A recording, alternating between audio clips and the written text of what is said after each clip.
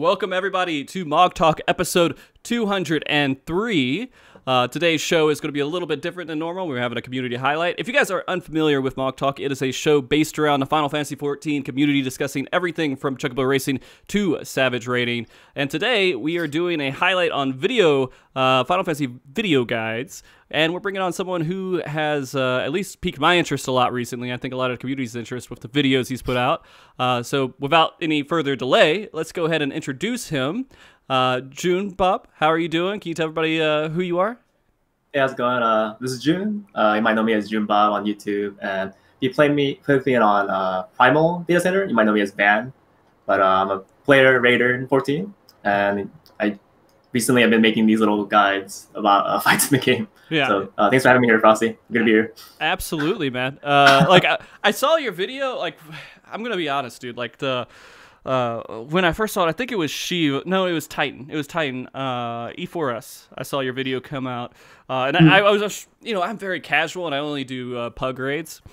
And so when I was doing it, I was like, yeah, let me look this up. And I'm like, the entire time I'm watching the guide, I'm looking at all these animations, and then like half the guide's gone by, and I'm like, I paid more attention to these animations than I to the guy because it's so like it's beautiful to look at. And then I had that envy. I'm like, man, this motherfucker.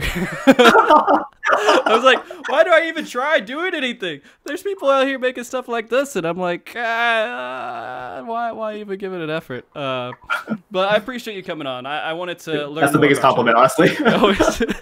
If you make people give up, that's a good compliment. Not like cursing me out like this motherfucker. I mean, I do that same thing. Like if I see like anything that's like good, like somebody posts like good food or something, like they do something really amazing, all I can think is this motherfucker.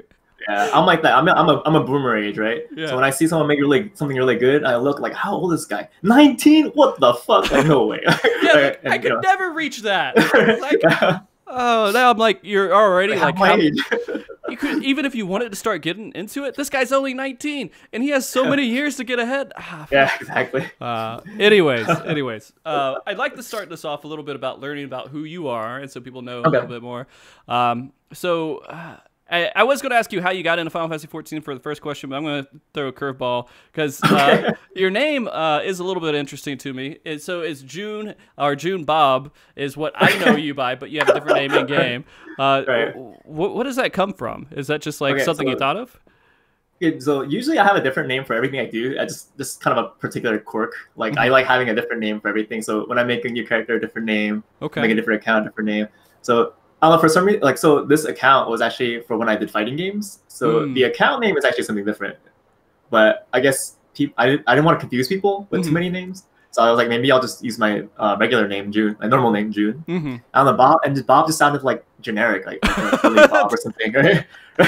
Yeah, you're right. It is very generic. Yeah. So it's like some, and it doesn't fit. It's a Western name with like a Korean name. Right? Exactly. So it just looks dumb, right? It just sounds dumb. It sounds friendly, I guess. Well, I mean, it stands out. So, I mean, it's one of those things like you're like, what the fuck when you see it at first. And so it stays in somebody's head when...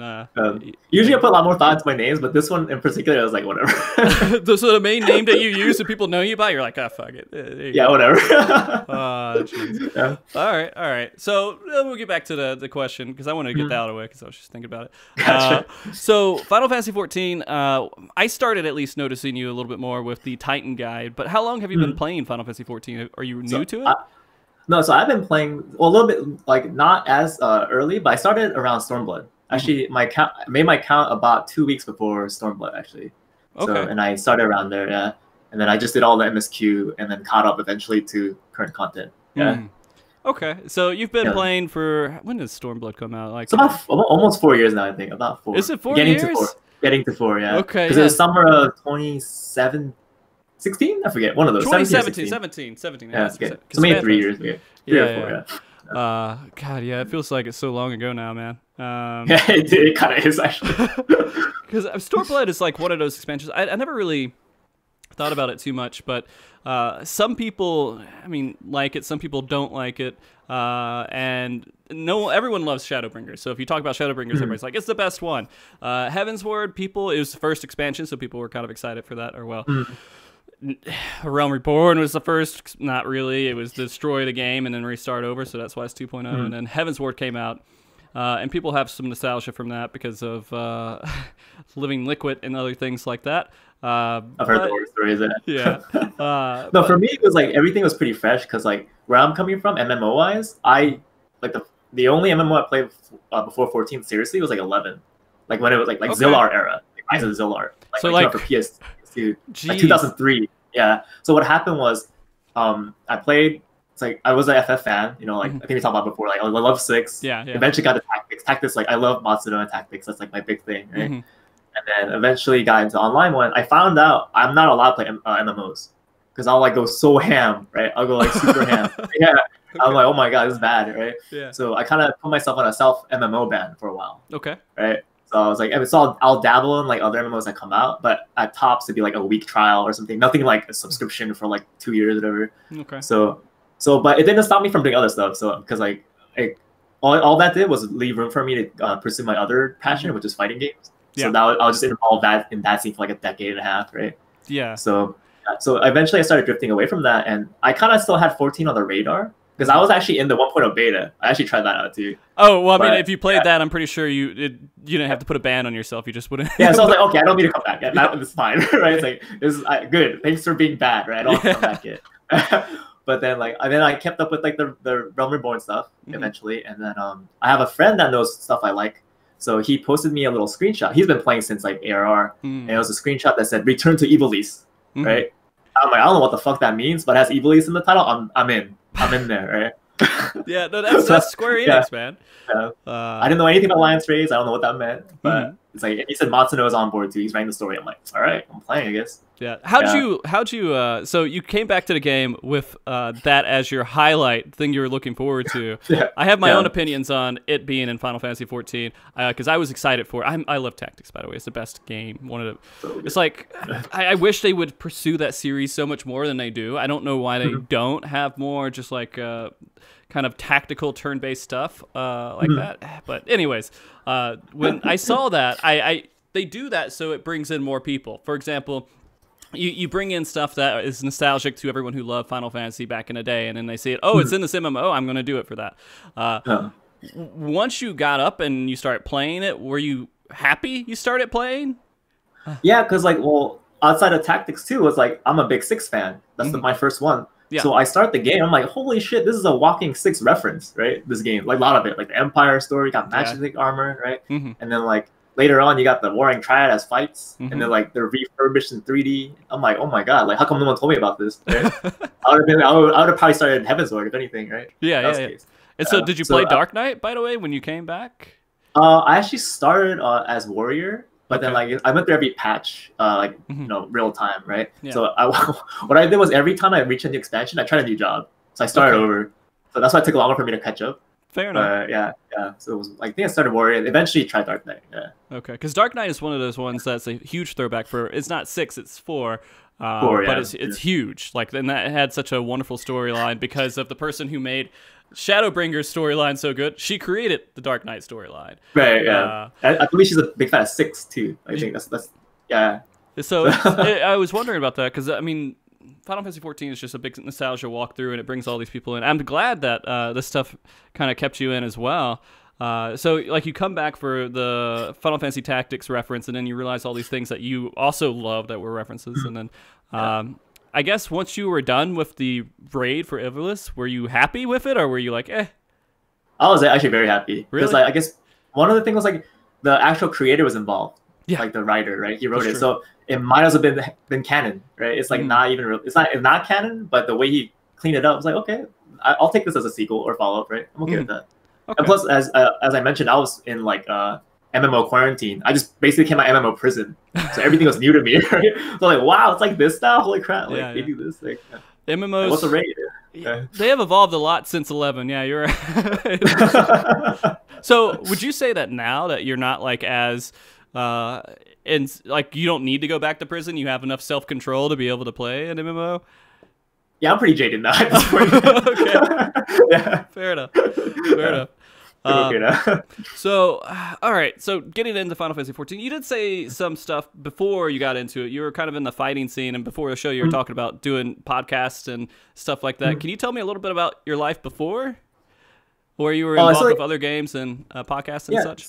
So I've been playing fighting games since I was younger, and but when I was younger, I wasn't in a scene. I was in a tourney scene. But America had been in, like New York in particular, had like a very strong local scene with like all the new games and like smaller games too. So when I moved here, I figured like, oh hey, this is a hot spot, so maybe I'll meet up with people here that do it, and I got really close to them. And then because I was also starting to do video and motion graphic stuff then too, I wanted to do something related to what I was playing. And at the time, I was playing a really unknown, like indie Japanese fighting game, and it was the player base was me and this other guy, like basically. Right? So, but he wanted to make like a tutorial video, and no one would take him up on it, and I did, and he had no idea I could do video, and we made it, and people were like, oh, this guy can make stuff, and then that kind of kept going, and then eventually the streaming era came, and when the streams came along, they needed help for that, so I did stuff for that, and then like. When I got into a Vampire Savior, the other game I talked about, the small one, I helped start that community with this other guy, and then that kind of kept becoming a thing. So, like guide making and video making for like a video game community, I've kind of already done it before, I guess. Okay. So, like I felt like I made my left my mark there. So when I came into 14, I kind of wanted to not do that. I want to just exist, right? I want to just be one of many people, right? And not like stand out or anything. So that was the original intention. Well, you fucked up. Yeah, I fucked up pretty bad. Because you definitely do stand out. Oh god. Yeah, I mean, I can't think of another guide that has the animation and the work that you put into it. I mean, a lot of people there's different versions of guides that come out for raids and stuff. You have the guides that come out the next day that are just like here's gameplay and me explaining the gameplay and everything else. Then you have like the next level, which is, hey, there's a little bit of thought that's gone into it. You know, here's some little layouts and graphics and everything. Then you have your video, which is like fucking everything. It's like, here's all the thought that I can put in it. It doesn't come out as quickly, but it has a lot more detail and is better for people who aren't like right there the next day trying to clear it. And it's, again, the first time I saw it, I was angry. But it did help me. It definitely did help me get through. I definitely used one for Shiva too, recently, because I was 6-7 months behind because of. Okay. Yeah, I was due to hiatus of life because I was going back to get my degree. Yeah. I looked PF was rough this year, dude. Oh my god, dude! Like, PF was bad. I could talk about it like every single time I come on the show. It's just like Party Finder is miserable, and there's so many different reasons for it. And I think your guides, you focus on Party Finder kind of. That's right. Yep, that's the focus. Yeah, and so that's why you have to like incorporate things like the Aya strat instead of the bow tie Aitori. Although you come back and you make those other videos too that kind of explain those strats. But sometimes I put strats in that I don't want to use, but all of PF uses it. So I guess the idea of these guys is like for people like like either like not everyone has a static or clears week 1 or even month 1 even, right? Some people like you have real lives to deal with, come back later to beat it. And then so it's like when you come back, if there's the only thing left are these week 1 guides, when you go to PF you're gonna get laughed at, right? Like we don't do this, like what are you doing, right? Yeah, which is what I experienced because I arrived in Delta Skate pretty late because I was catching up with MSQ and I was relying on these week 1 guides, and they're like, we don't do that anymore, dude, like what are you doing, right? It's like, or like and then if and on another side, if you come from a static and you like want to practice and you default to your static stuff, they'll be like, yo, we don't do that, right? So I feel like there weren't any guides that covered that. So eventually I was like, I think it'd be nice to make someone to make something like that, right? Like I PF a lot too, so it comes from like a personal place, I guess. Yeah. Kind of like coming back in afterwards to do it. Yeah. Sorry, go ahead. Yeah. No, that's all I was trying to make. Cool. So that's kind of what started you with guides, is you saw that there was a need for it in some way, at least for Final Fantasy 14, right? Yeah. Right. And it's funny because a lot of people who start content creation, they start doing stuff for Final Fantasy 14. They're like, "What can I do?" Everyone already has something out there. But honestly, that's not really the case. There's room for so much more content than there is right now. So true. And like whether it's guides, whether it's podcasts, whether it's anything, there's so many areas that aren't covered because there's just not enough time, enough people. And then if you already cover like something in a certain aspect, you're not going to come back and do it again. You're just going to keep pushing forward, or at least that's what I think with a lot of people who have busy lives. You know. Okay. So was it like was it around Shadowbringers raids that you started? I think that's what I saw. Like, your early ones were all Shadowbringers raids, right? You not have before? Yeah. Then? Well, actually, the first actual one was probably Alphascape. Actually, was it? Yeah. So I've been intending to make it since Sigmascape, but I think because that's when I started really feeling like there's so much strat discrepancies. I want something that's like, this is the updated one. Everyone does this now. But then you'll join PF and you'll have all these like, you know, we do this, I don't do this. So I was like, I would have liked to, but I feel like I wasn't as good enough as a player at the time. I didn't see myself having enough credibility to make something and be like, this guy knows what he's doing, right? So and like, yeah. I do have a question about that because it is a topic that a lot of people have and mentioned multiple times, is that people feel like you have to be like an amazing raider, you have to do something to make content that involves raiding. But in my opinion, I guess like there is like that credibility factor. Oh, well, because he's a good player, then he makes good guides. I don't feel like that has to correlate completely. I feel like if you make good guides, you can take information from good players and put them into good guides, right? Just having that little bit extra understanding of the fight's good, but not, I don't know. But personally, I guess for me, I like going the extra mile too. So it's like, like for me, it's like if someone's gonna, like, for example, teach about like, I don't know, like I said, I'm a marathon runner or something, right? Yeah. And I can only do like a quarter of a marathon. I'm not gonna make a video talking about how difficult a marathon is, how I should pace myself, right? I'm full of shit at that point, right? So So in the same vein, I feel like, you know, if I'm gonna make a PF guide, I want to be proficient in PF. I want to be at least mildly proficient in the job I play, right? So I don't, like you said, I don't think it's necessary, but I think it like reaffirms someone that's watching it, like, oh, this guy knows what he's doing, like, and if, you know, the dreaded FF logs, right? People are gonna look you up, right? So if you make a guide and you have a great parse, I'm like, I'm not gonna look at this guy's shit, right? Yeah. So that's why I don't make guides. You know what? Maybe I should make guides. I'll call them gray parse guides. There you go.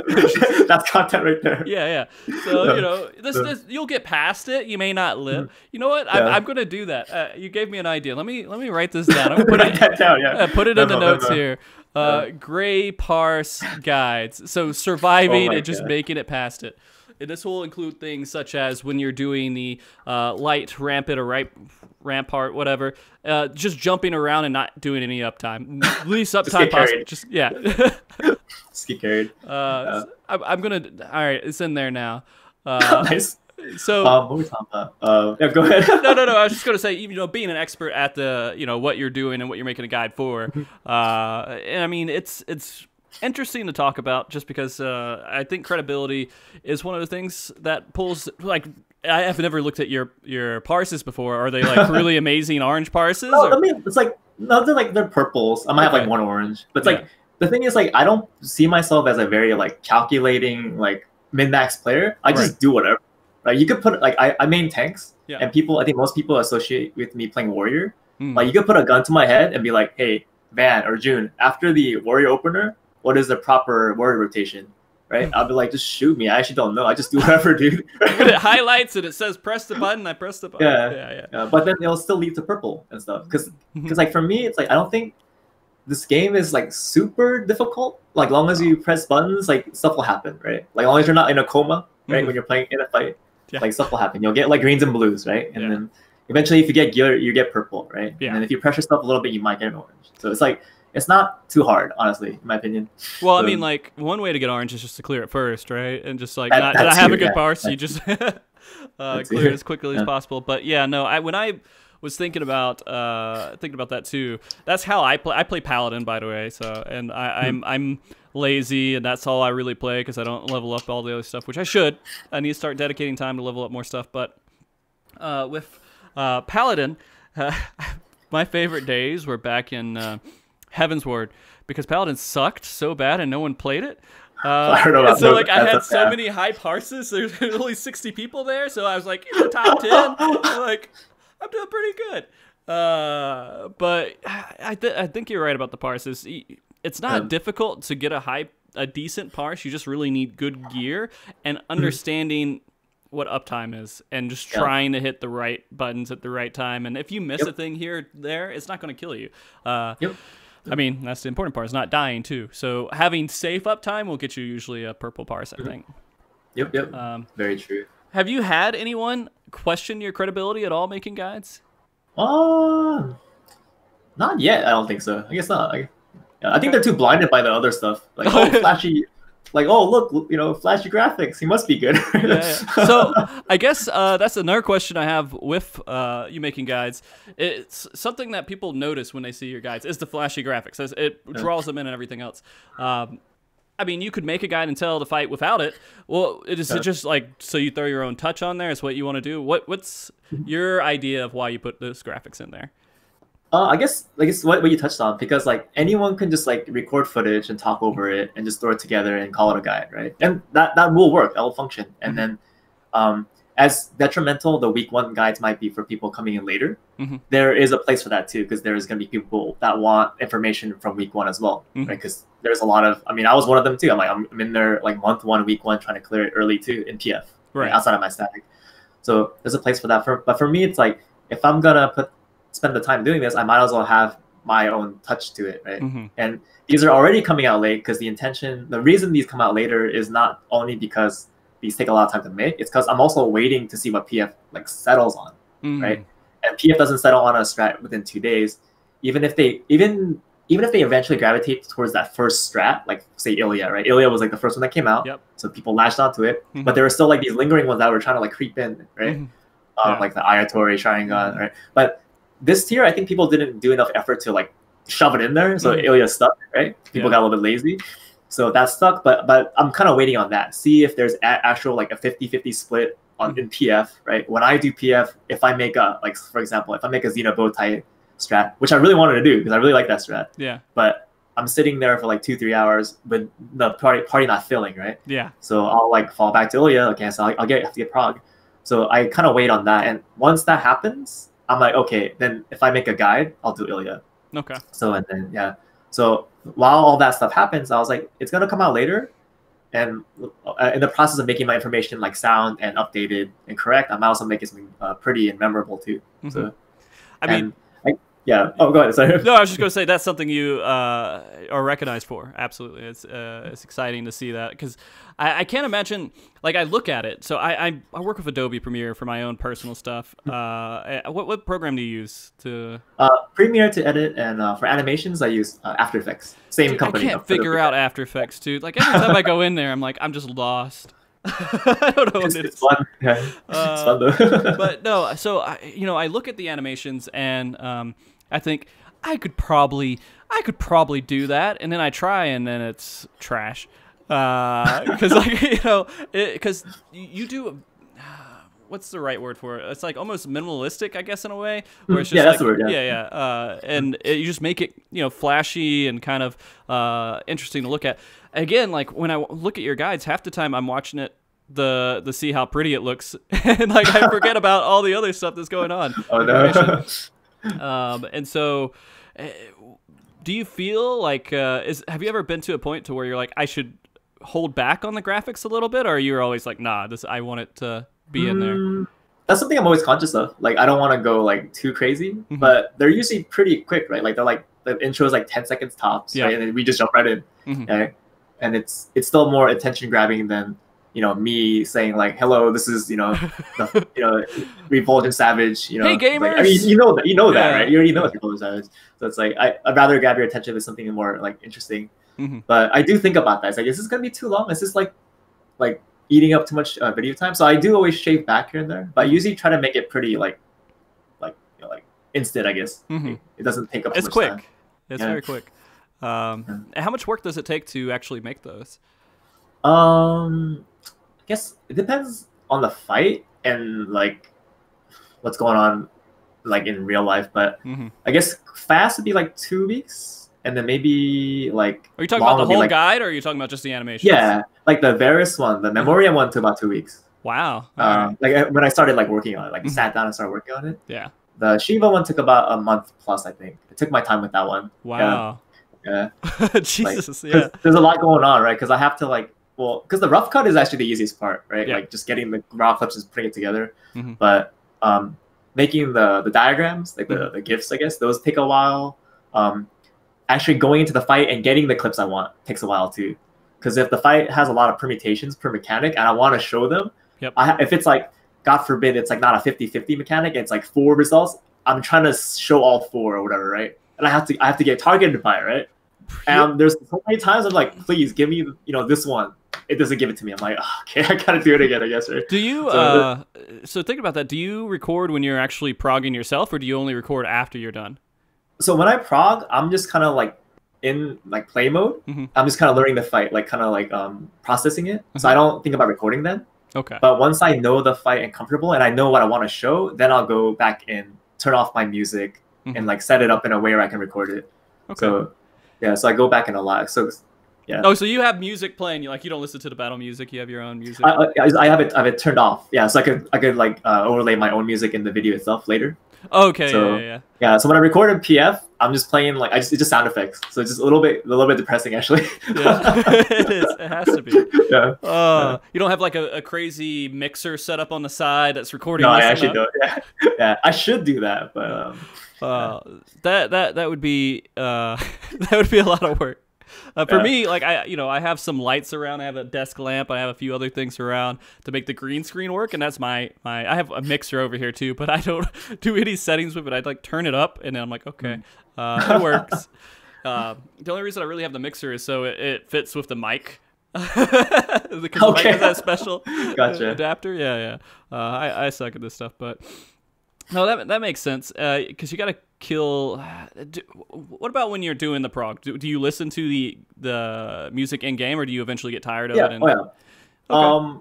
Yeah, I do listen to it, but I guess that's kind of another reason in the video itself I choose to like pick different music too. Okay. Like one is to like give it my own flavor, but also like when you go in the fight, you're gonna hear the actual theme anyway. You're gonna hear it a million times, right? Yeah. Especially if you're doing something like Shiva. So the last thing you probably want to hear is the actual song again. Yeah. So that's actually a good question then. I never really thought about it. I listened to it. I'm like, this is really awesome music.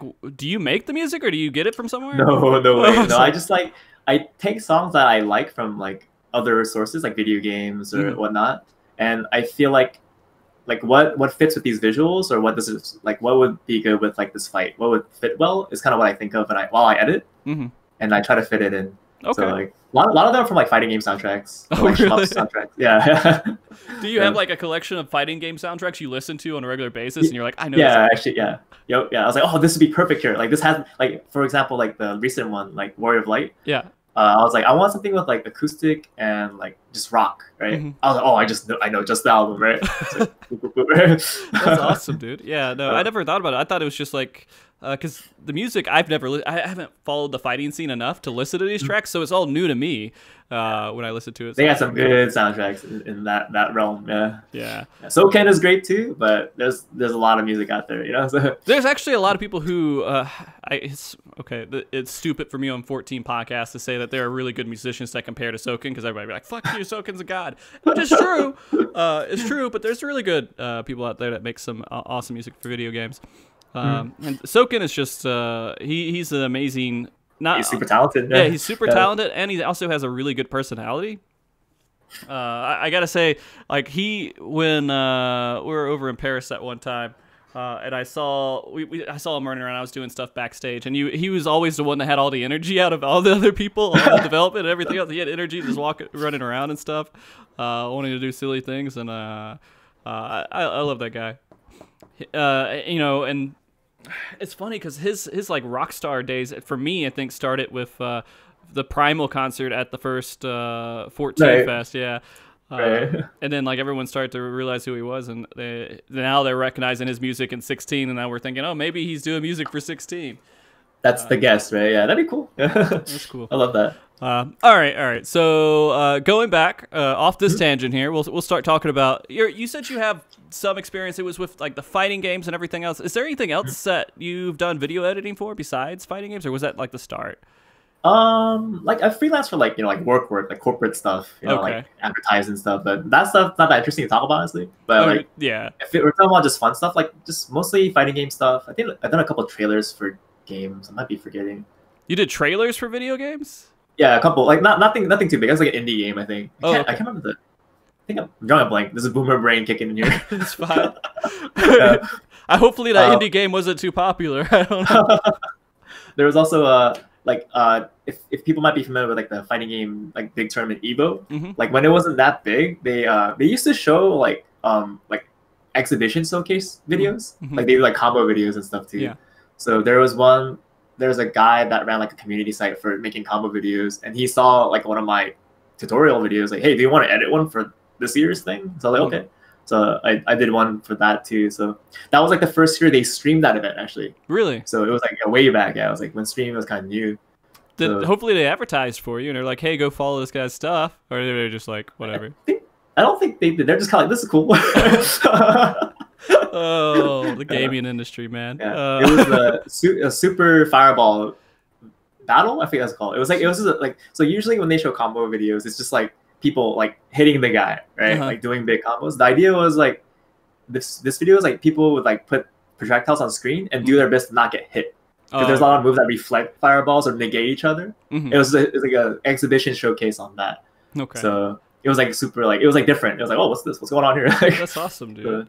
Have you worked besides that? Have you worked a lot with game companies? Game companies? No, I had very little experience. Like I never actually been like in a company. I've like been contracted to make videos for them and stuff, but now actually, that's kind of how it turns out. Because it's cheaper to hire someone when you need them than to keep them on staff.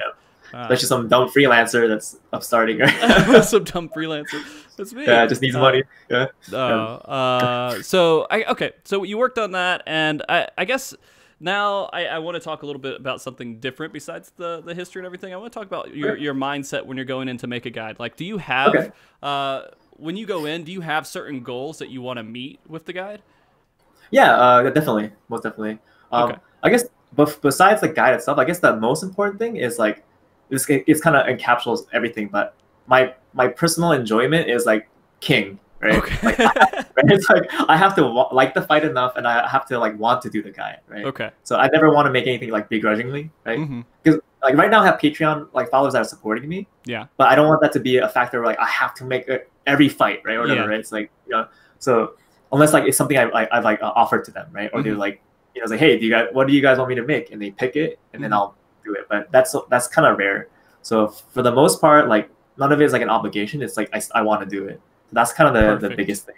Yeah. Because I mean, like when you start turning it into a job, then it's like it becomes a business, and it's like a completely different. Like in my brain, once it's a job, it's like different already. Exactly. So so I always try to separate work from this. Work from fun. Yeah. Work from hobby, this is fun. Yeah. It's like people are supporting me, but this is fun. Yeah. But I guess, since these are, we kind of touched on a couple of these subjects before, but since these are PF guides, it's like I want to make sure it's like I cleared the fight. Only make stuff I cleared, right? So people ask for stuff like, hey, can you make an ultimate guide and stuff like that? But it's like maybe when I clear one, right? Maybe when I find the time to clear one, and then I'll consider it. Like, do I want to torture myself and get the footage, right? Yeah. While the ultimate, right? So. It would be nice to have for sure, but it's just like realistically, I have to see if I will enjoy that process and also first clear, right? And then I guess another thing, this is like a personal rule. Like all these rules are just personal. I don't expect anyone to follow. Yeah, no, it's what's important to you. Yeah. Yeah, I guess like I make sure the clips are mine too, like by extension. Like when I go in there, I make sure the footage is by me. I might be a tank main, but I can play some DPS jobs. I have Scholar under my belt, so if I need to get Scholar footage or like DPS footage, I'll go in and get it myself, right? That way, I know how to do it. I can show them you can do it this way, right? That way, like people have offered like, hey, I can get you footage, June. Like I can, because I play healer, and that's really welcome. But I'm like super particular about the way shots look too, right? Right? And so it's like I don't want them to like change the layout, right? Like, I guess like when you're in there, are you like angling the mouse and the camera and everything? Sometimes, just sometimes. Yeah. Like there's a couple shots in the new guide where he does like the sword, right? I'll like angle the camera up so you can see the sword and stuff, right? So right. So stuff like that. So make sure that's the case, and then like in addition to that would be like make sure the information is like. The sound, right? Don't make stuff up, right? Yeah. Make sure so since I clear the fights and make sure the like don't say the tank buster does this when it actually doesn't do that. Like it's an AOE exact, thing. Yeah. And if I do make those mistakes, make sure I point it out or replace the guide or whatever, right? Do what I need to do. Do you do replace guides? So I mean, that's a big thing. I have for a couple of the diagram, actually. I had an upload and it was up for like half a day, and there was like some glaring mistake. I was like, I'll take it down, right? Yeah. If it's that glaring, I'll take it down. Okay. But if it's like a small typo, like I might not even notice it, right? Even though I spell check it a lot, it'll kill me when I notice it later, right? But it's like, but I can't take it down at that point, right? People are using it, right? So if it's something like that, or if it's like a minor error, I'll make sure I clarify in the comments or like in the video description, or I'll just do a follow-up video, right? Yeah. Like hey, which I noticed you do. Yeah. You do that. You make little like 30-second, 40-second videos of like particular strats that people might want to see. Yeah. So I think that's important too for me. And then also like actually show strats that PF is doing at the moment. So like, again, I might like Xenostrat, I can put it in there, but let's say you, like for example, like you came back 5 months later, and if you saw my guide and like you saw Xeno Bowtie, and you go in there ready to do Xeno Bowtie, and everyone's gonna be like, what the, where are you going, dude? Like the orbs go over there, right? Yeah. So it's like, this is an Ilia, so I'll just confuse people, right, at that point. So I can't label it a PF guide, or pickup guide, and like have strats that aren't like actually being done. At least on primal, right? Like I try to specify it's primal. It might be different in Aether, but yeah.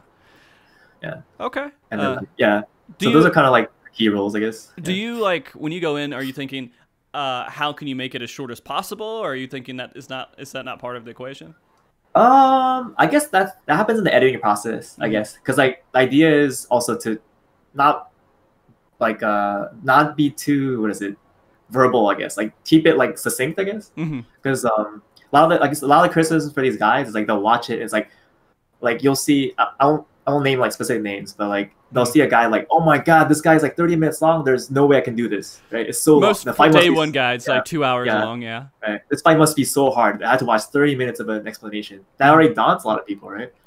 And then you don't want to see in the comments like, I saw the timestamp for this video and I gave up already, right? Right. What you want to see on a guide comment-wise is like, yo, I watched your guide, I just cleared because of it. That's what you want to see, right? So I'm amazed you pay attention to YouTube comments. Like I do. I see it and I'll pay attention. And everyone watching this on YouTube right now, I'm sorry that I'm calling you out, but sometimes you guys are little shitheads, dude.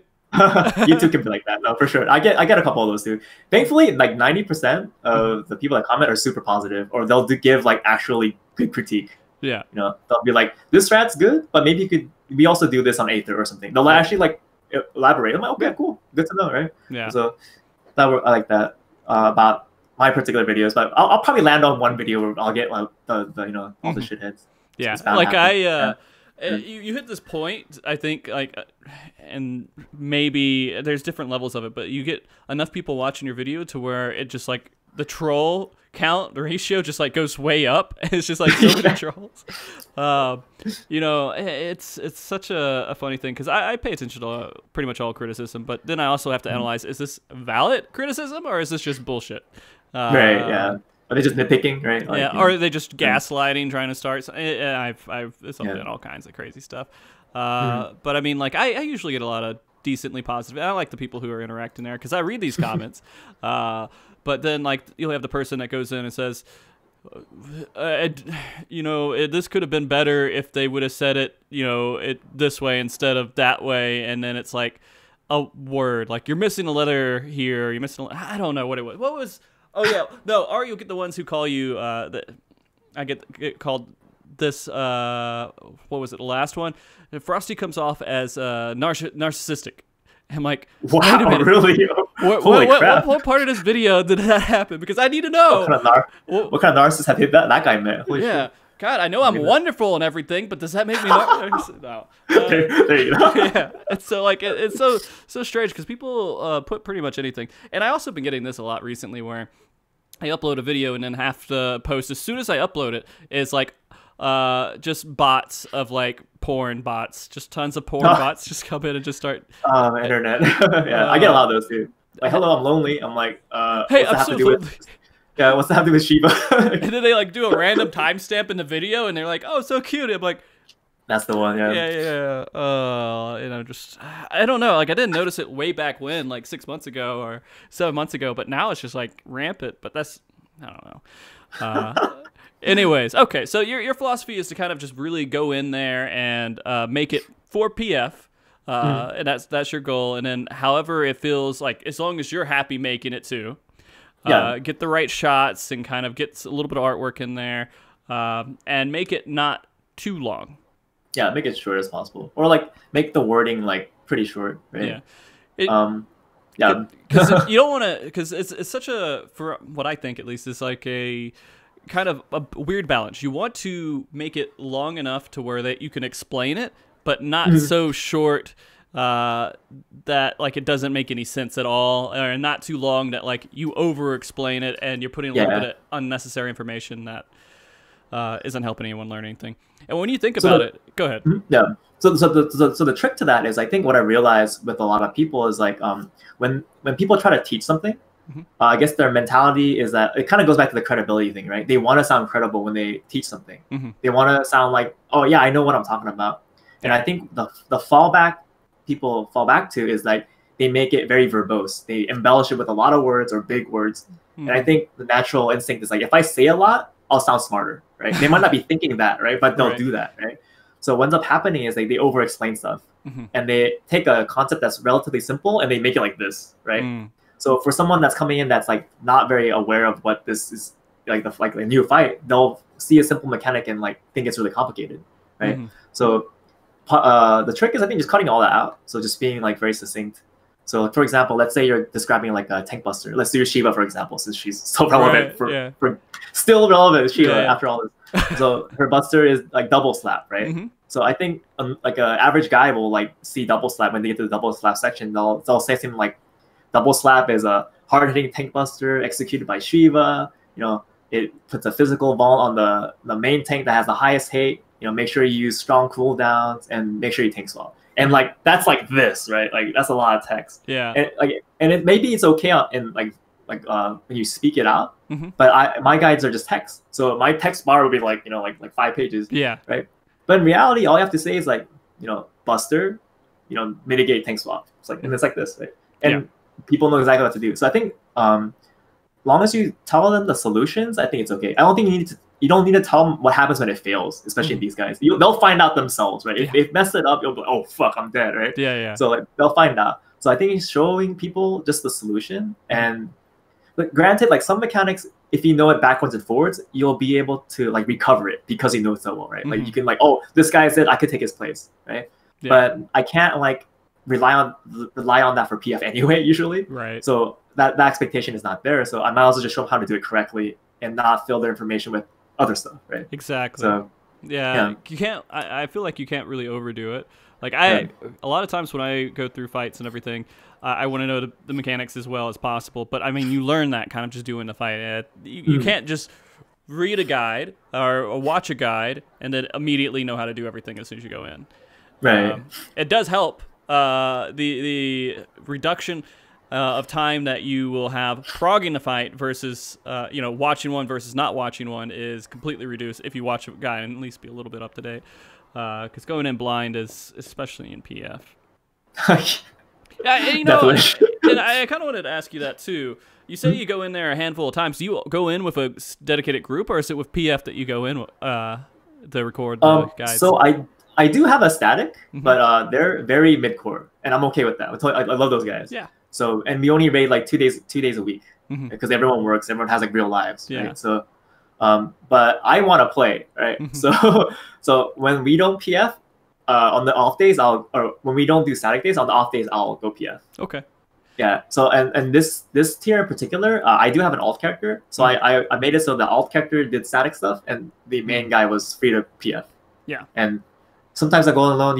This tier I had someone else like Fang and Mirren come with me most of the time. So it was like almost like a 3-man static kind of thing. Yeah. Type thing in it's PF. a lot better. Yeah. Yeah, a lot better. Yeah.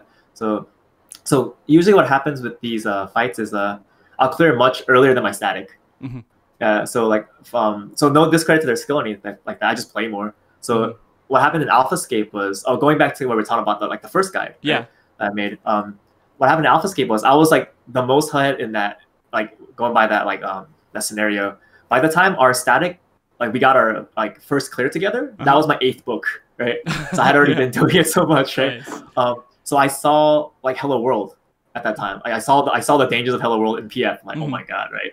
I experienced all the shitheads that in early PF and all that. Yeah. So I figured instead of me when we get to Hello World in our group, instead of me explaining for like 30 minutes and everyone getting confused, how about I just spend like a day and make this like diagram? It's like real time, has the debuffs of whoever needs to go wherever, and I'll make it and they can watch it like 4 or 5 times and they'll have a better understanding. And it helped a lot actually. Helped a lot. So and then our scholar was like, "This is pretty good. You should post this somewhere." I'm like, "I don't know. Like, if you want to go ahead." And she was like, "Well, I'm on Reddit a lot, and I could use the karma, so I'll post it." I don't know anything about Reddit, right? So I'm like, I don't know what the fuck that means, but go ahead. Oh, really? yeah. That's pretty boomer, man. Yeah, apparently she got a good response out of that, and then I guess it got spread around. Like I guess it got linked around. Because like one time we were in PF for O11S, and we cleared it, and they were like, "Hey, who wants to move on to O12S for 2 chests or whatever?" And like one of the guys in chat was like, "Oh, I haven't cleared yet, so I can't come along, but I'm gonna clear soon because I'm using this like nice diagram for Hello World." I'm like, "Can you link it? I'm curious what that is." And it was the one I made, so I was like, "Oh, this gets around. That's interesting." Okay. Yeah, and I mean that kind of sucks too. Like when you make something like that, and then it's just. You don't even realize that it's actually popular somewhere, and then you getting like, man, I could have done a lot more with this. But I that reminds me back when I was doing A12S, and I made paint guides for my static group, and I put their names on the little dots, and I was like, this is where you're gonna go, and this is how it's gonna work. And so like I went like really intense because I used to lead a static back in Heaven's Word, and a little bit in Stormblood before we just said, hey, let's not do it anymore because I don't want to do it anymore. And a Realm Reborn. So it was. I like PF right now, but I do miss having friends every week to go and try to clear something with. But it's okay. Yeah, I made my first guide stuff was MS Paint and Google Docs. Yeah, whatever works, man. Yeah. Whatever that works. It helped us. We got clears. We were on something else too, and I forgot what it was. Tangent. Yeah, we went off a tangent, but. Yeah, well, I was asking you about if you had like a dedicated group to kind of help you get footage and everything. But I mean, you just kind of get it where you can get it, I guess. Either if it's in your group or with PF, you're not like making. Well, usually with my group, during my group, I won't record because I'm on like voice comms and I can't mute it, right? So it won't work for my video. So I just play with them. I just play. But if I want to get footage, I'll just set aside like specific time just to get guide footage. Okay. Yeah. Sometimes I'll ask like another person to be like Fang, like, hey, do you want to help me get a guide? Like I just need to get healer shots. So it's like.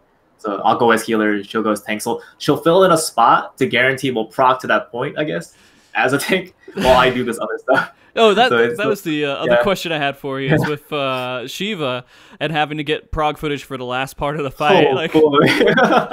How did that work out? So it's actually funny you say that because like sometimes being in a bad group kind of works out for me because like in a good group, you'll kill it you'll kill it before the last mechanic, right?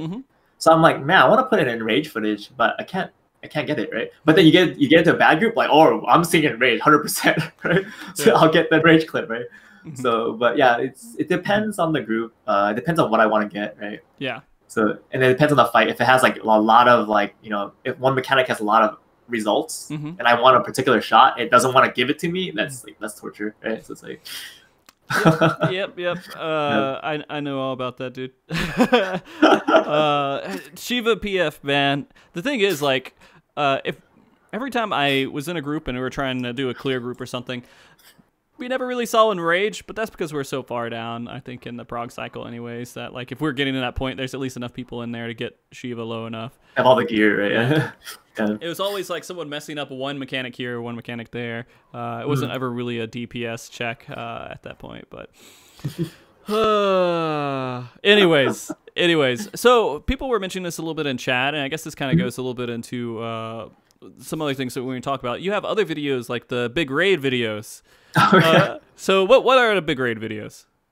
Those are basically just like, I guess if you've seen stuff like Drac, right? They're like highlight videos of, their group playing, right? So it's kind of like, not my take on it, but it's just something I wanted to do for a while, I guess. But I guess Drac exists, so it's easily compared to that, I guess. Yeah. But it's the same vein. It's like our group playing, but then there's like these little avatars in the corner representing our characters, like showing up when we speak, right? So it's just like, so it just kind of like represents us having a good time, right? Just showing us in our natural state. Because the funny thing about those videos is like nobody knew I was recording that stuff. Like they knew I was streaming, but like they didn't know I was gonna do anything with it, right? So that's 100% them, right? They're not like Twitch acting, YouTube acting. That's how they are, right? Okay. They're that dumb. We're that dumb, right? So like, so that's kind of, it made it very candid, right? And so it's just like me trying to capture those moments, I guess.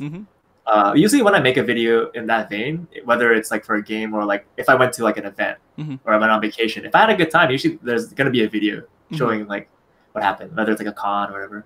So that's just kind of like me doing that for this game, I guess. Okay. So and it's a fun thing to look back on too, because the Shiva big raid one came out like June, I think, but our group had cleared it like April. It was a while ago.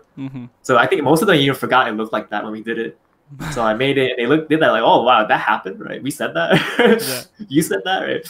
Like, that's awesome. Like, so I guess before when you started, they didn't really know you were recording, but I'm guessing they know and expect that you'd be recording now. Maybe. Maybe. I just won't say anything. Just never say anything. Never say anything. Like they'll always be like in this tense, like, is this gonna show up on YouTube? They better be on their good behavior. Maybe it'll make prog more pleasant because of that. Who knows? Maybe it'll make it better. They'll all be a little bit more like in line. Yeah. No, I can't fuck up. It might go on YouTube. Well, I mean, it could be one of those things where they want to fuck up, so it goes up on YouTube. Oh, well, that's true too. Yeah. Wow, you bring a good point. So it might backfire. I could ask Drac how it turned out when he started doing that, because I've had him on here a handful of times. It's kind of funny. His videos are fun too. I like his videos a lot. Yeah, I never thought that was going to be something that would be big in Final Fantasy XIV, but it turned out to be like huge because people just want to see natural rating, which makes sense, but I don't know. I just never thought about it. And then he started making those videos, and a lot of times when you like make concepts or you do things, you make it and not realize it's maybe I wouldn't say it's like influence, but then you find out there's something else exactly like it. Like when I started the podcast, Stated a Realm was starting at the same time with Mr. Happy and everything, and so it was kind of funny because I was doing this, I had no clue what I was doing, and then next week, I hear his episodes are coming out. I'm like, motherfucker. No. My idea. You stole my idea. My idea, podcast. But no, of course there are podcasts already and everything else, and it was just kind of funny that it was going on. I guess the thing with big raids too is like I'm having a lot of fun in there. Like, but me and PF and me and that group is like so different. Because PF, I'm like, I don't want this goddamn clear. Oh my god, this guy's fucking everything up. I'm fucking up. Fuck, right? Yeah. It's like a different atmosphere. But in PF, in our group, we're just. I mean, I guess because I'm getting all the serious stuff out of the way in PF, in our group, there's no pressure. My expectations are low. I don't care how slow we prog. And I'm like, sure, whatever.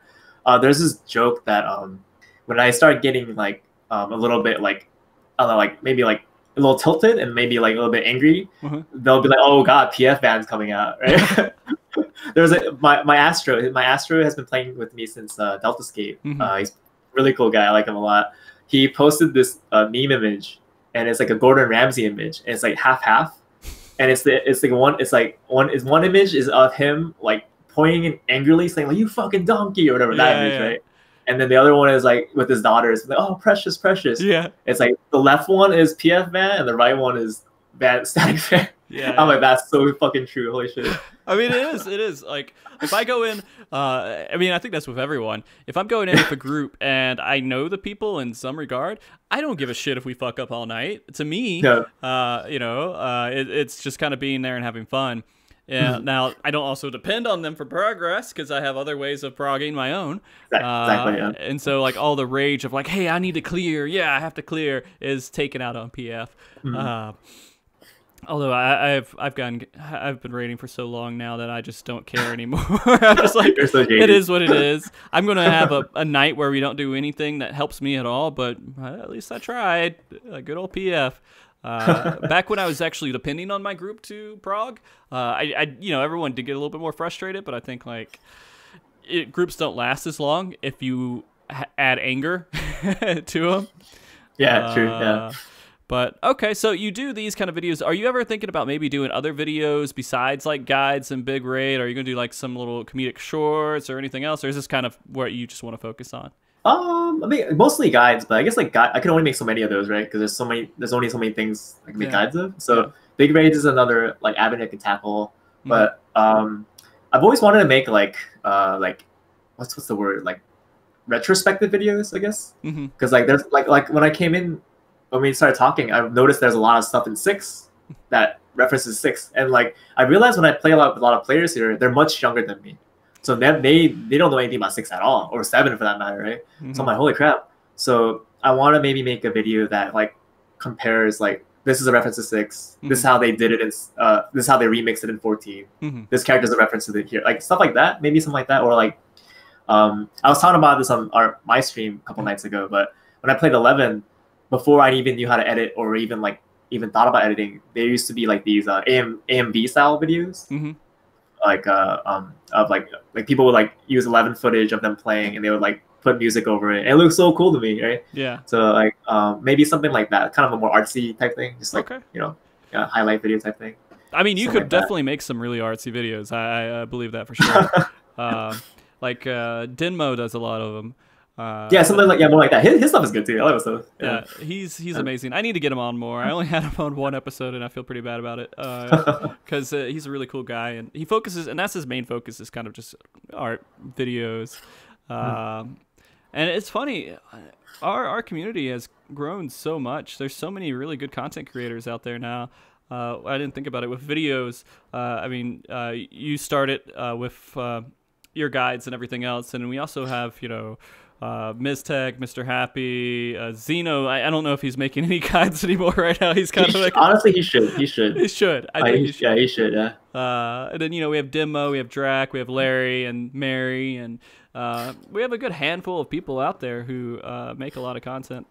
I'm actually having Larry on the show next week. Now that I think about it. Oh, nice. Yeah. We're gonna talk about Final Fantasy 16. So. We're gonna stretch out that 4-minute video into a 2-hour show. I mean, I talked about that for an hour on my stream. Oh, really? Yeah, I was like, oh my god, did you see that? Like, it's gonna be like this. Like, yeah. Are you actually? So they're saying this a little bit in chat with like lore and everything. Do you actually care a lot about the lore in Final Fantasy 14? Do you pay attention to it? To a decent degree. Like, I felt kind of like it's up and down, right? Like, I feel like. I feel this way a lot about a lot of Japanese games in general. Like they'll have games that have really good concepts and a lot of good like world building, but the stories they tell aren't that great sometimes. They're like very like J drama, right? Yeah, like, just like barely on the line of J drama. It's pretty crass, right? It's pretty trite. Yeah. But so I keep up just enough to know what's happening. So when people make like memes and stuff, I know what they're referring to and stuff like that. It's like, but I don't. Yeah. Yeah. So I appreciate, because like I mean I like FF for what it is for the other stuff, right? And all the other games are about the stories and the characters. So, but this one in particular, honestly, I don't think the story is that interesting, right? Shadowbringers, like they rose the bar a bit for sure. Absolutely. Shadowbringers, yeah. But the other ones is a little bit, But I like it for like the references. I like it for the concepts, like the summoning primals and all that. It's fun. Like the ideas are fun. So I'll keep up with it mildly. Yeah. I'm gonna ask you and see if you can get any extra heat over this. What do you think about the 5.3 story ending?